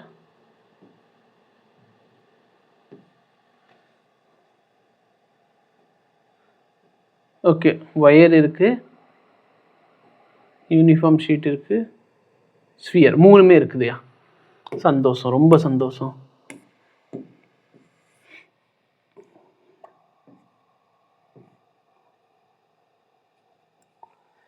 இப்போ காஸ்லாம் என்ன சார், பேசிக்லி நம்ம எலக்ட்ரிக் ஃபீல்டு கண்டுபிடிக்கிறது கஷ்டப்பட்டோம், கரெக்டாக இல்லையா? எலக்ட்ரிக் ஃபீல்டு கண்டுபிடிக்கிறதுக்கு நம்ம கஷ்டப்பட்டோம். அப்போ நம்மள்ட்ட யாராச்சும் ஃப்ளக்ஸு கேட்டாங்கன்னா, ஒரு ஃப்ளக்ஸ்னா என்ன, number of electric field line passing through a unit area. இதுதான் என்னது, ஃப்ளக்ஸோட ஃபார்முலா. இப்போ யாராச்சும் என்கிட்ட ஃப்ளக்ஸு கேட்டாங்கன்னா எனக்கு ஃபஸ்ட் என்ன தெரியணும், எலக்ட்ரிக் ஃபீல்டு தெரியணும். அதை நான் ஏரியாவால் மல்டிப்ளை பண்ணணும். அதே மாதிரி இவங்க ரெண்டு பேருக்கு நடுவில் இருக்க ஆங்கிள் தெரியணும். இது கண்டுபிடிச்சாதான் என்னால் என்ன பண்ண முடியும், ஃப்ளக்ஸு கண்டுபிடிக்க முடியும். இல்லை அவங்க ஃப்ளக்ஸு கொடுத்துட்டு எலக்ட்ரிக் ஃபீல்டு கேட்டாலும் நம்மளுக்கு கஷ்டம்தான். அப்போ யோசிச்சப்போ ஒரு சிஸ்டமில் வந்து ஒரு சிஸ்டம் இருக்குது, அந்த சிஸ்டமில் ரெண்டு சார்ஜ் இருந்தாலே நம்ம அந்த electric field due to dipole along the axis equatorial the ஆக்சிஸ்னு சொல்லி டெரிவேஷன் போட்டு கஷ்டப்பட்டோம். இப்போ நான் என்ன சொல்கிறேன், 1000 கணக்கான சார்ஜஸ் இருக்குது சார், இதுக்கு நெட் எலக்ட்ரிக் ஃபீல்டு கண்டுபிடிங்கன்னா எலக்ட்ரிக் ஃபீல்டு நீங்கள் கண்டுபிடிக்க முடியுமா, கண்டுபிடிக்கிறது கஷ்டம். பட் நம்ம காஸ்லா வச்சு என்ன பண்ணலான்னா எலக்ட்ரிக் ஃபீல்டை ஈஸியாக கண்டுபிடிக்கலாம். ஸோ இதுக்கு தான் காஸ்லா ரொம்பவே இம்பார்ட்டன்ட். காஸ்லாவோட ஃபார்முலா என்ன சரிங்களா, இது எல்லாமும் எனக்கு தேவையே இல்லை. ஓகே, ஸோ காஸ்லா என்ன அப்படின்னு பார்த்தீங்கன்னா, ஃப்ளக்ஸோட ஃபார்முலா என்ன, electric field over a closed surface area. எஸ்ன்னு போட்டாலும் சரி, இல்லை ஏரியானா ஏன்னு போட்டாலும் சரி. இதுதானே ஃப்ளக்ஸோட ஃபார்முலா.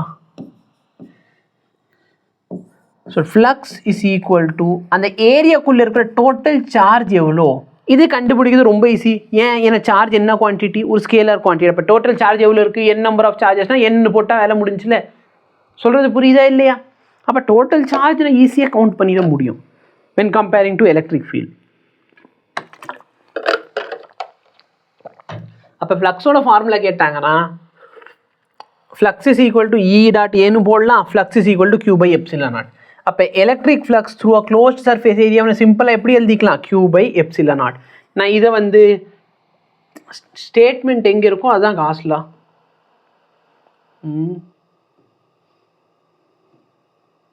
ஸ்டேட்மெண்ட்டே கொடுக்கலையே இவங்க, இல்லை நம்ம மிஸ் பண்ணிட்டோமா. Electric flux through a closed area is 1 by epsilon naught times the total charge enclosed in it. அப்படின்னு எங்கேயாச்சும் இருக்கா?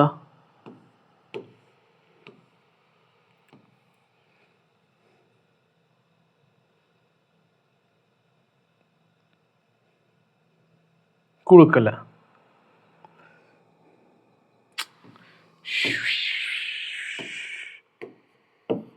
வெயிட் பண்ணு, இது என்னது?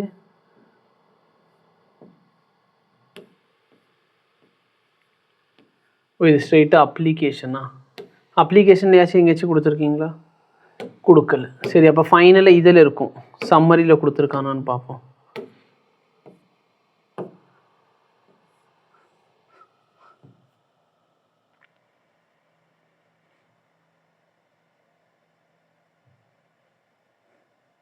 ஸோ நல்லா பாரு, இங்கே வந்து எலக்ட்ரிக் டைபோலுக்கும் டைபோல் வந்து டெஃபினேஷன்லாம் கொடுத்து வச்சுருக்காங்க. ஓகே, ஸோ உங்களுக்கு தெரியலனாலும் இதை நோட் பண்ணிக்கோங்க.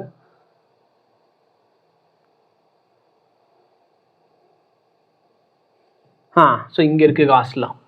இந்த ஃப்ளக்ஸு, ஓகேவா, அந்த electric flux, the flux of electric field போடுறது வந்து electric flux through any closed surface is 1 by epsilon naught times total charge. என்ன சார் சொல்ல வராங்க? total electric flux is 1 by epsilon naught times total charge. இதான் அவங்க சொல்ல வராங்க. இதான் காஸ் லாவோட ஸ்டேட்மெண்ட். ஓகேவா, இதெல்லாம் பின்னாடி கொடுத்து வச்சுருக்கேன், முன்னாடி அங்கே ஒரு இடத்துல கொடுத்துருந்தாங்கன்னா வேலை முடிஞ்சிருக்கும்ல. ஸோ காஸ் லா பொறுத்த வரைக்கும் அது மட்டும் நீ எழுதுனா போதும். ஓகேவா, டோட்டல் எலக்ட்ரிக் ஃப்ளக்ஸ் வந்து 1 by epsilon naught times total charge. ஏன் மேலே போயிட்டே கீழே வருது இது? சரி, இப்போ நல்லா பாரு, இந்த டெரிவேஷன் நம்மளுக்கு என்ன வேணும்? எலக்ட்ரிக் ஃபீல்டு வேணும் due to infinite long straight wire. ஒரு ஸ்ட்ரெயிட் ஒயர் எடுத்துக்கிறேன் சார். இது எவ்வளோ பெருசு? இன்ஃபைனைட் லாங் ஒயர் சார், சின்ன ஒயர் இல்லை, இன்ஃபைனைட் லாங் ஒயர் எடுத்திருக்கேன் சார். யோசிச்சு பாரு, ஒரு சார்ஜ் 2 சார்ஜ்னா பரவாயில்ல. இப்போ இந்த இன்ஃபைனைட் சார்ஜ் ஒயருக்கு நான் நார்மலான யூஸ் பண்ணுற மெத்தட் என்ன? இந்த சார்ஜ் வந்து இங்கே தான் பாயிண்ட், இந்த பாயிண்டில் எலக்ட்ரிக் ஃபீல்டு கேட்குறாங்கன்னு வச்சுக்கோங்க. இந்த பாயிண்டில் எலக்ட்ரிக் ஃபீல்டு கேட்டாங்கன்னா இந்த சார்ஜ்னால எலக்ட்ரிக் ஃபீல்டு இப்படி இருக்குமா? அப்போ இந்த டிஸ்டன்ஸ் ஆர், இந்த பாயிண்ட்னால இந்த டிஸ்டன்ஸ் ஆர் மாறும். இங்கேருந்து கண்டுபிடிச்சா இந்த ஆர் வேற மாறும், இங்கேருந்து கண்டுபிடிச்சா. அப்போ இன்ஃபைனைட் சார்ஜ் இருக்குன்னா இந்த ஆர் வேல்யூ மாறிக்கிட்டே தான் இருக்கும். அப்போ இதை வச்சுக்கிட்டு நான் sum of all the electric field கண்டுபிடிக்கிறது என்ன ஆயிரும்? ரொம்ப கஷ்டமாக போயிடும். அப்போ நான் என்ன பண்ணேன்? இந்த சிஸ்டமோட ஃப்ளக்ஸ் கண்டுபிடிக்கிறேன். ஃப்ளக்ஸோட ஃபார்முலா என்ன? காஸில் என்ன சார் சொல்லுது? ஃப்ளக்ஸ் வேணும்னு சொன்னால் total charge by epsilon naught use பண்ணுங்க. கரெக்டாக இல்லையா? இப்போ இதில் இருக்க டோட்டல் சார்ஜ் எவ்வளோ? இதில் இருக்க டோட்டல் சார்ஜ் எவ்வளோ? இதில் இருக்க டோட்டல் சார்ஜ் பார்த்தோன்னா நான் இப்படி எழுதலாமா? Lambda is equal to total charge ஒரு குறிப்பிட்ட லென்த்தில் டிஸ்ட்ரிபியூட் ஆகிருக்கு. அப்போ இந்த டோட்டல் சார்ஜ் நான் எப்படி எழுதிக்கலாம்? Total charge is equal to lambda l by epsilon naught. இது வரைக்கும் புரிஞ்சா எல்லாருக்கும்? இதான் நம்ம எதில் பார்த்துட்டு வந்தோம் அப்படின்னா, அந்த இடத்துல சார்ஜ் டிஸ்ட்ரிபியூஷன் இருந்துச்சு பார்த்தியா, அதில் பார்த்துட்டு வந்த ஒரு விஷயம் லேம்டா எல். சரிங்களா, டோட்டல் சார்ஜ் பார்த்தீங்கன்னா லேம்டா டைம்ஸ் எல் ஆயிரும். ஓகே, இப்போ இந்த பாசிட்டிவ் சார்ஜ்னால எலக்ட்ரிக் ஃபீல்டு ஈக்குவலான எலக்ட்ரிக் ஃபீல்டு எவ்வளோ டிஸ்டன்ஸ் இருக்கும்? இந்த பாசிட்டிவ்லேருந்து இந்த பாயிண்ட்லேயும் இந்த பாசிட்டிவ்லேருந்து இந்த பாயிண்ட்டில் எலக்ட்ரிக் ஃபீல்டு ஈக்குவலாக இருக்கும். இந்த பாசிட்டிவ்லேருந்து இந்த பாயிண்ட், இந்த பாசிட்டிவ்லேருந்து இந்த பாயிண்ட், இந்த பாசிட்டிவ்லேருந்து இந்த பாயிண்ட், இந்த பாசிட்டிவ்லேருந்து இந்த பாயிண்ட். அப்போது எங்கெல்லாம் எலக்ட்ரிக் ஃபீல்டு ஈக்குவலாக கிடைக்குமோ அது எல்லாத்தையும் சேர்த்து நான் என்ன பண்ணுறேன்னா ஒரு சர்ஃபேஸ் மாதிரி வரைஞ்சிக்கிறேன். இது காஸ்லால் யூஸ் பண்ணுறதுனால இந்த சர்ஃபேஸோட பேர் என்னென்னா ஒரு காஷியன் சர்ஃபேஸ் அப்படின்னு சொல்கிறோம். ஓகேவா, அப்போ இந்த எலக்ட்ரிக் ஃபீல்டு எப்படி எழுத போகிறீங்க?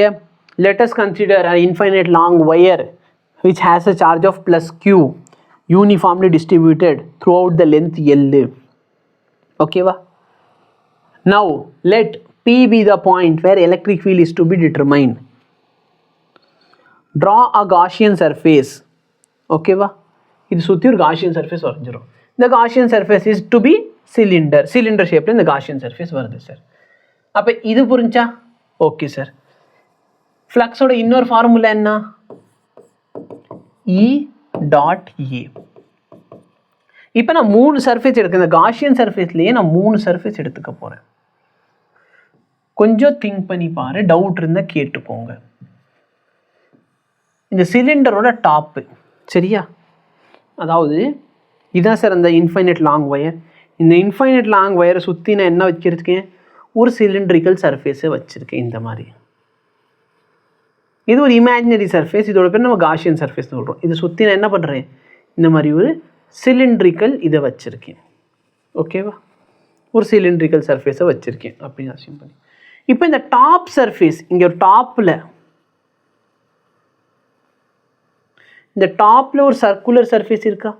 இதுக்கு நார்மல் வெக்டர் எப்படி சார் வருவீங்க? இந்த இடத்துல ஒரு சர்க்கிள் கூட நார்மல் வெக்டர் எப்படி இருக்கும்? இதுக்கு பெர்பெண்டிகுலராக இருக்கும்.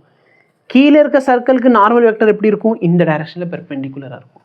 அப்போ நல்லா பாரு, இதோட நார்மல் வெக்டர் இங்கே இருக்கும், இந்த சர்ஃபேஸோட நார்மல் வெக்டர் கீழே இருக்கும். அடுத்து இந்த சிலிண்ட்ரிக்கல் சர்ஃபேஸ் இருக்குது பார்த்தியா, இதோட நார்மல் வெக்டர் எப்படி இருக்கும்? இதுக்கு பெர்பெண்டிகுலராக இருக்கும். அதாவது இந்த பாயிண்ட்ல வேணும்னா இந்த இடத்துல சர்ஃபேஸில் இப்படி இருக்குமா? எலக்ட்ரிக் ஃபீல்டோட டைரக்ஷன் எப்படி இருக்க போகுது? Electric field due to positive charge இப்படி இருக்கும், இங்கிட்டு பார்த்தீங்கன்னா இப்படி இருக்கும், இங்கே பாசிட்டிவ் சார்ஜுக்கு இப்படி இருக்கும், இங்கே பாசிட்டிவ் சார்ஜுக்கு இப்படி இருக்கும். அப்போ நல்லா பாருன்னா மூணு கேஸ் எடுத்திருக்கேன். மேலே சர்ஃபேஸ், கீழே சர்ஃபேஸ், சைடில் க்ளோஸ்டு சர்ஃபேஸ் ஏரியா. சரியா? மேலே டாப்பு, கீழே பாட்டம், அடுத்து சிஎஸ்ஏ 3 எடுத்திருக்கேன். இந்த இடத்துல எலக்ட்ரிக் ஃபீல்டுக்கும் ஏரியா வெக்டருக்கும் உள்ள ஆங்கிள் எத்தனை டிகிரி? 90 டிகிரி. அப்போ இஏ காஸ் தீட்டா என்ன ஆயிரும்? 0. இந்த இடத்துல எத்தனை டிகிரி? 90. அப்போ இஏ காஸ் தீட்டா என்ன ஆயிடுச்சு? 0. அப்போ மிச்சம் எங்கே இருக்குது? இது மட்டும்தான் சார் இருக்குது எனக்கு. அப்போ ஃப்ளக்ஸோட வேல்யூ பார்த்தீங்கன்னா இ, இதோட ஏரியா என்ன சார்? 2πr, பக்கத்தில் லென்த்து எல், இதோட லென்த்து எல். ஸோ இதான் என் ஃப்ளக்ஸோட ஃபார்முலா. இது யூஸிங் காஸ்லா எனக்கு ஃப்ளக்ஸுக்கு இந்த வேல்யூ வருது, இதுலேருந்து ஃப்ளக்ஸோட வேல்யூ இது வருது. இப்போ நான் ரெண்டுத்தையும் ஈக்குவேட் பண்ணிட்டேன்னா electric field 2πrl is equal to lambda l by epsilon not. இந்த எல் கேன்சல் ஆயிடுச்சுன்னா எலக்ட்ரிக் ஃபீல்டோட value 1/2πr lambda by epsilon nought. ஓகேவா? இதுவும் டெரிவேஷன். இது மட்டும் நீ எழுதினால் உனக்கு மார்க் வந்துடும். ஸ்டார்டிங்கில் சொன்ன விஷயங்கள்லாம் கொஞ்சம் போட்டுக்கோ, அதுக்கப்புறம் இது மட்டும் நீ எழுதினா போதும். சரி, நல்ல பாரு, electric field 2πrl is equal to lambda l by epsilon naught equate பண்ணால் உனக்கு ஆன்சர் வந்துடும். ஓகேவா? Next, electric field due to a infinite long sheet. போன தடவை ஒயர் இருந்துச்சு, இப்போ என்ன அது? ஷீட்டு. ஒரு ஷீட் இருக்குது, அது எவ்வளோ பெருசாக இருக்குது? இன்ஃபைனைட் லாங் ஷீட் இருக்குது சார். அப்போ இன்ஃபைனைட் லாங் ஷீட்டை சுற்றி நம்ம என்ன பண்ணுறோம் அப்படின்னு பார்த்தீங்கன்னா, நீங்கள் இந்த இடத்துல கியூபாய்டு வரைஞ்சாலும் சரி, இல்லைன்னா சிலிண்டர் வரைஞ்சாலும் சரி, உங்கள் இஷ்டம். சரியா? இதை சுற்றி என்ன பண்ணலாம்? சிலிண்டரை வச்சாலும் சரி, இல்லைன்னா எதை வச்சாலும் சரி, ஒரு கியூபாய்டு வச்சாலும் சரி. இப்போ நல்லா பேர் இவங்க கியூபாய்டு வரைஞ்சிருக்காங்க. இதோட ஏரியா வெக்டர் எப்படி இருக்கும்? ஏரியா வெக்டர் இப்படி இருக்கும். இந்த சைடு ஏரியா வெக்டர் எப்படி இருக்கும்? ஏரியா வெக்டர் இப்படி இருக்கும். இந்த இடத்துல ஏரியா வெக்டர் எப்படி இருக்கும்? ஏரியா வெக்டர் இப்படி இருக்கும். கரெக்டாக இல்லையா? அப்போ ஃப்ளக்ஸோட ஃபார்முலா என்ன? இ டாட் ஏ. இந்த இடத்துல பாரு, எலக்ட்ரிக் ஃபீல்டுக்கும் ஏரியா வெக்டருக்கும் உள்ள ஆங்கிள் என்ன? 0 டிகிரி. அப்போ இந்த இடத்துல இஏ கிடைக்குமா? இந்த இடத்துல பாரு, எலக்ட்ரிக் ஃபீல்டுக்கும் ஏரியா வெக்டருக்கும் உள்ள ஆங்கிள் 0 டிகிரி. அப்போ இஏ. இந்த இடத்துல பாரு, எலக்ட்ரிக் ஃபீல்டு இது ஃபுல்லாக positive charge sir. Positive charge அப்படின்னு சொன்னால் எலக்ட்ரிக் ஃபீல்டு எப்படி இருக்கும்? இப்படி வரும். அப்போ இந்த இடத்துல எலக்ட்ரிக் ஃபீல்டு இப்படி இருக்குது, ஏரியா வெக்டர் இப்படி. அப்போ இதுக்கு என்ன ஆயிடுச்சு? 0. போன தடவை 2 கேஸ்க்கு 0, ஒரு கேஸ்க்கு இ இன்டூ ஏ கிடைக்கும். இந்த இடத்துல என்ன ஆகுது? 2 கேஸ்க்கு 0 ஆயிடுது, ஒரு கேஸ் சரி 2 கேஸ்க்கு வேல்யூ கிடைக்கிது, ஒரு கேஸ்க்கு மட்டும் 0 ஆகும். இது மட்டும் ஞாபகம் வச்சுக்கோ. அப்போ இந்த வேல்யூ 0 ஆயிடுச்சு. அப்போ எனக்கு என்ன ஆன்சர் கிடைக்குது? 2EA. ஃப்ளக்ஸோட இன்னொரு ஃபார்முலா என்ன? Charge by epsilon naught. கரெக்டாக? இது வரைக்கும் டவுட் இருக்கா? இது ஒரு தின் ஷீட். அப்படின்னா நான் என்ன எழுதலாம்? Sigma is equal to charge upon area, which implies that சார்ஜுக்கு வந்து நான் என்ன போட்டுக்கலாம்? Sigma into area. அப்போ சார்ஜுக்கு வந்து sigma into area by epsilon nought. எனக்கு 2 ஃப்ளக்ஸ் கிடச்சிது சார். இது வந்து ஒரு ஃப்ளக்ஸ், இது ஒரு ஃப்ளக்ஸ். நான் 2 ஈக்குவேட் பண்ண போகிறேன். ஒரு ஃப்ளக்ஸ் என்ன? 2EA. இன்னொரு ஃப்ளக்ஸ் என்ன? Sigma a by epsilon not. இந்த ஏஏ கேன்சல் ஆயிடுச்சுன்னா எலக்ட்ரிக் ஃபீல்டோட வேல்யூ என்ன? Sigma by 2 epsilon naught. இதுதான் உங்கள் ஆன்சர். அவ்வளோதான் சார். ஓகேவா? இப்போ மூணாவது பார்த்தோன்னா, due to a thin spherical shell. ஒரு ஷெல் இருக்குது, தின் ஸ்பெரிக்கல் ஷெல், ஒரு ஸ்பியர் இருக்குது. ஓகேவா? இந்த ஸ்பியரில் சார்ஜ் எங்கே இருக்குன்னா ஃபுல்லாக சர்ஃபேஸில் இருக்கும், உள்ளுக்குள்ளே சார்ஜே இருக்காது. ஓகே, அப்போ நம்ம எங்கெங்கெல்லாம் எலக்ட்ரிக் ஃபீல்டு கண்டுபிடிக்க போகிறோம்னா, அவுட் சைட் த ஷெல் கண்டுபிடிக்க போகிறோம், சர்ஃபேஸில் கண்டுபிடிக்க போகிறோம், இன்சைட் கண்டுபிடிக்க போகிறோம். எங்கெங்கே கண்டுபிடிக்க போகிறோம்? Surface, out side, inside. Okay, so இவங்க சர்ஃபேஸ் அண்ட் இன்சைட் மட்டும் கொடுத்துருக்கு, சரி அவுட் சைடும் இன்சைட் மட்டும் கொடுத்துருக்காங்க. நல்லா பாரு, இதான் சார் அந்த ஷெல். இது என்னது? அந்த ஸ்பெரிக்கல் ஷெல். இதில் இருக்க சார்ஜ் எவ்வளோ சார்? இதில் இருக்க சார்ஜ் வந்து some q amount of charge இருக்குது. நான் சொல்கிற மாதிரி சால்வ் பண்ணி, இவங்கள மாதிரி போட்டு நீ கன்ஃபியூஸ் பண்ண வேணா, நான் சொல்கிற மாதிரி சால்வ் பண்ணு. சரியா? உனக்கு மார்க்கும் வரும், எல்லாமே கிடைக்கும், நீ கவலைப்பட வேண்டாம். இதான் சார் என்னது? ஒரு ஷெல்லு. எனக்கு இந்த பாயிண்டில் எலக்ட்ரிக் ஃபீல்டு வேணும். அப்போ நான் என்ன பண்ணுறேன், அந்த பாயிண்ட்டை சுற்றி ஒரு காஷியன் சர்ஃபேஸ் வரைஞ்சிக்கிறேன். இப்போது நல்லா பாரு, இதோட நார்மல் வெக்டர் இப்படி இருக்கும், எலக்ட்ரிக் ஃபீல்டும் இப்படி தான் இருக்குது. அப்போ என்னோடய ஃப்ளக்ஸோட ஃபார்முலா என்ன ஆயிடுச்சு, எலக்ட்ரிக் ஃபீல்டு இன்டூ ஏரியா. இதோட ஏரியா என்ன சார், ஏரியாவோட ஃபார்முலா இந்த காஷியன் சர்ஃபேஸோட ஏரியா ஃபார்முலா என்ன, 4πr². என்ன டிஃபிகல்ட்டி இல்லை. சரி, ஃப்ளக்ஸோட ஃபார்முலா எதுலேருந்து நான் எடுக்கிறேன், ஃப்ளக்ஸோட ஃபார்முலாவை நான் வந்து காஸ் லா, அப்போ charge upon epsilon nought, charge by epsilon நாட்னு போட்டிருக்கேன். ஓகேவா, நான் ரெண்டுத்தையும் ஈக்குவேட் பண்ண போகிறேன். E into 4πr² is equal to Q by epsilon naught. அப்போ இங்கே எலக்ட்ரிக் ஃபீல்டு என்ன ஆயிடுச்சு, Q by 4π. கொஞ்சம் இந்த டயக்ராம் நெக்ஸ்ட் நம்மளுக்கு தேவை, அதனால் ஈயோட வேல்யூ என்ன ஆயிடுச்சு, Q by 4π epsilon naught r². இப்போ சர்ஃபேஸ்லேயே கேட்டாங்கன்னா, சர்ஃபேஸ்னால் இந்த சர்ஃபேஸோட டிஸ்டன்ஸ் ஆர். அப்போ சர்ஃபேஸ்னால் நீ இந்த பாயிண்ட் மேலே இருக்கு, அப்போ இந்த ஆருக்கு வந்து நீ கேபிட்டல் ஆரே போட்டுக்கோ. ஸோ இது வந்து அவுட் சைடுக்கு. சர்ஃபேஸில் கேட்டாங்கன்னா என்ன பண்ணிக்கோ,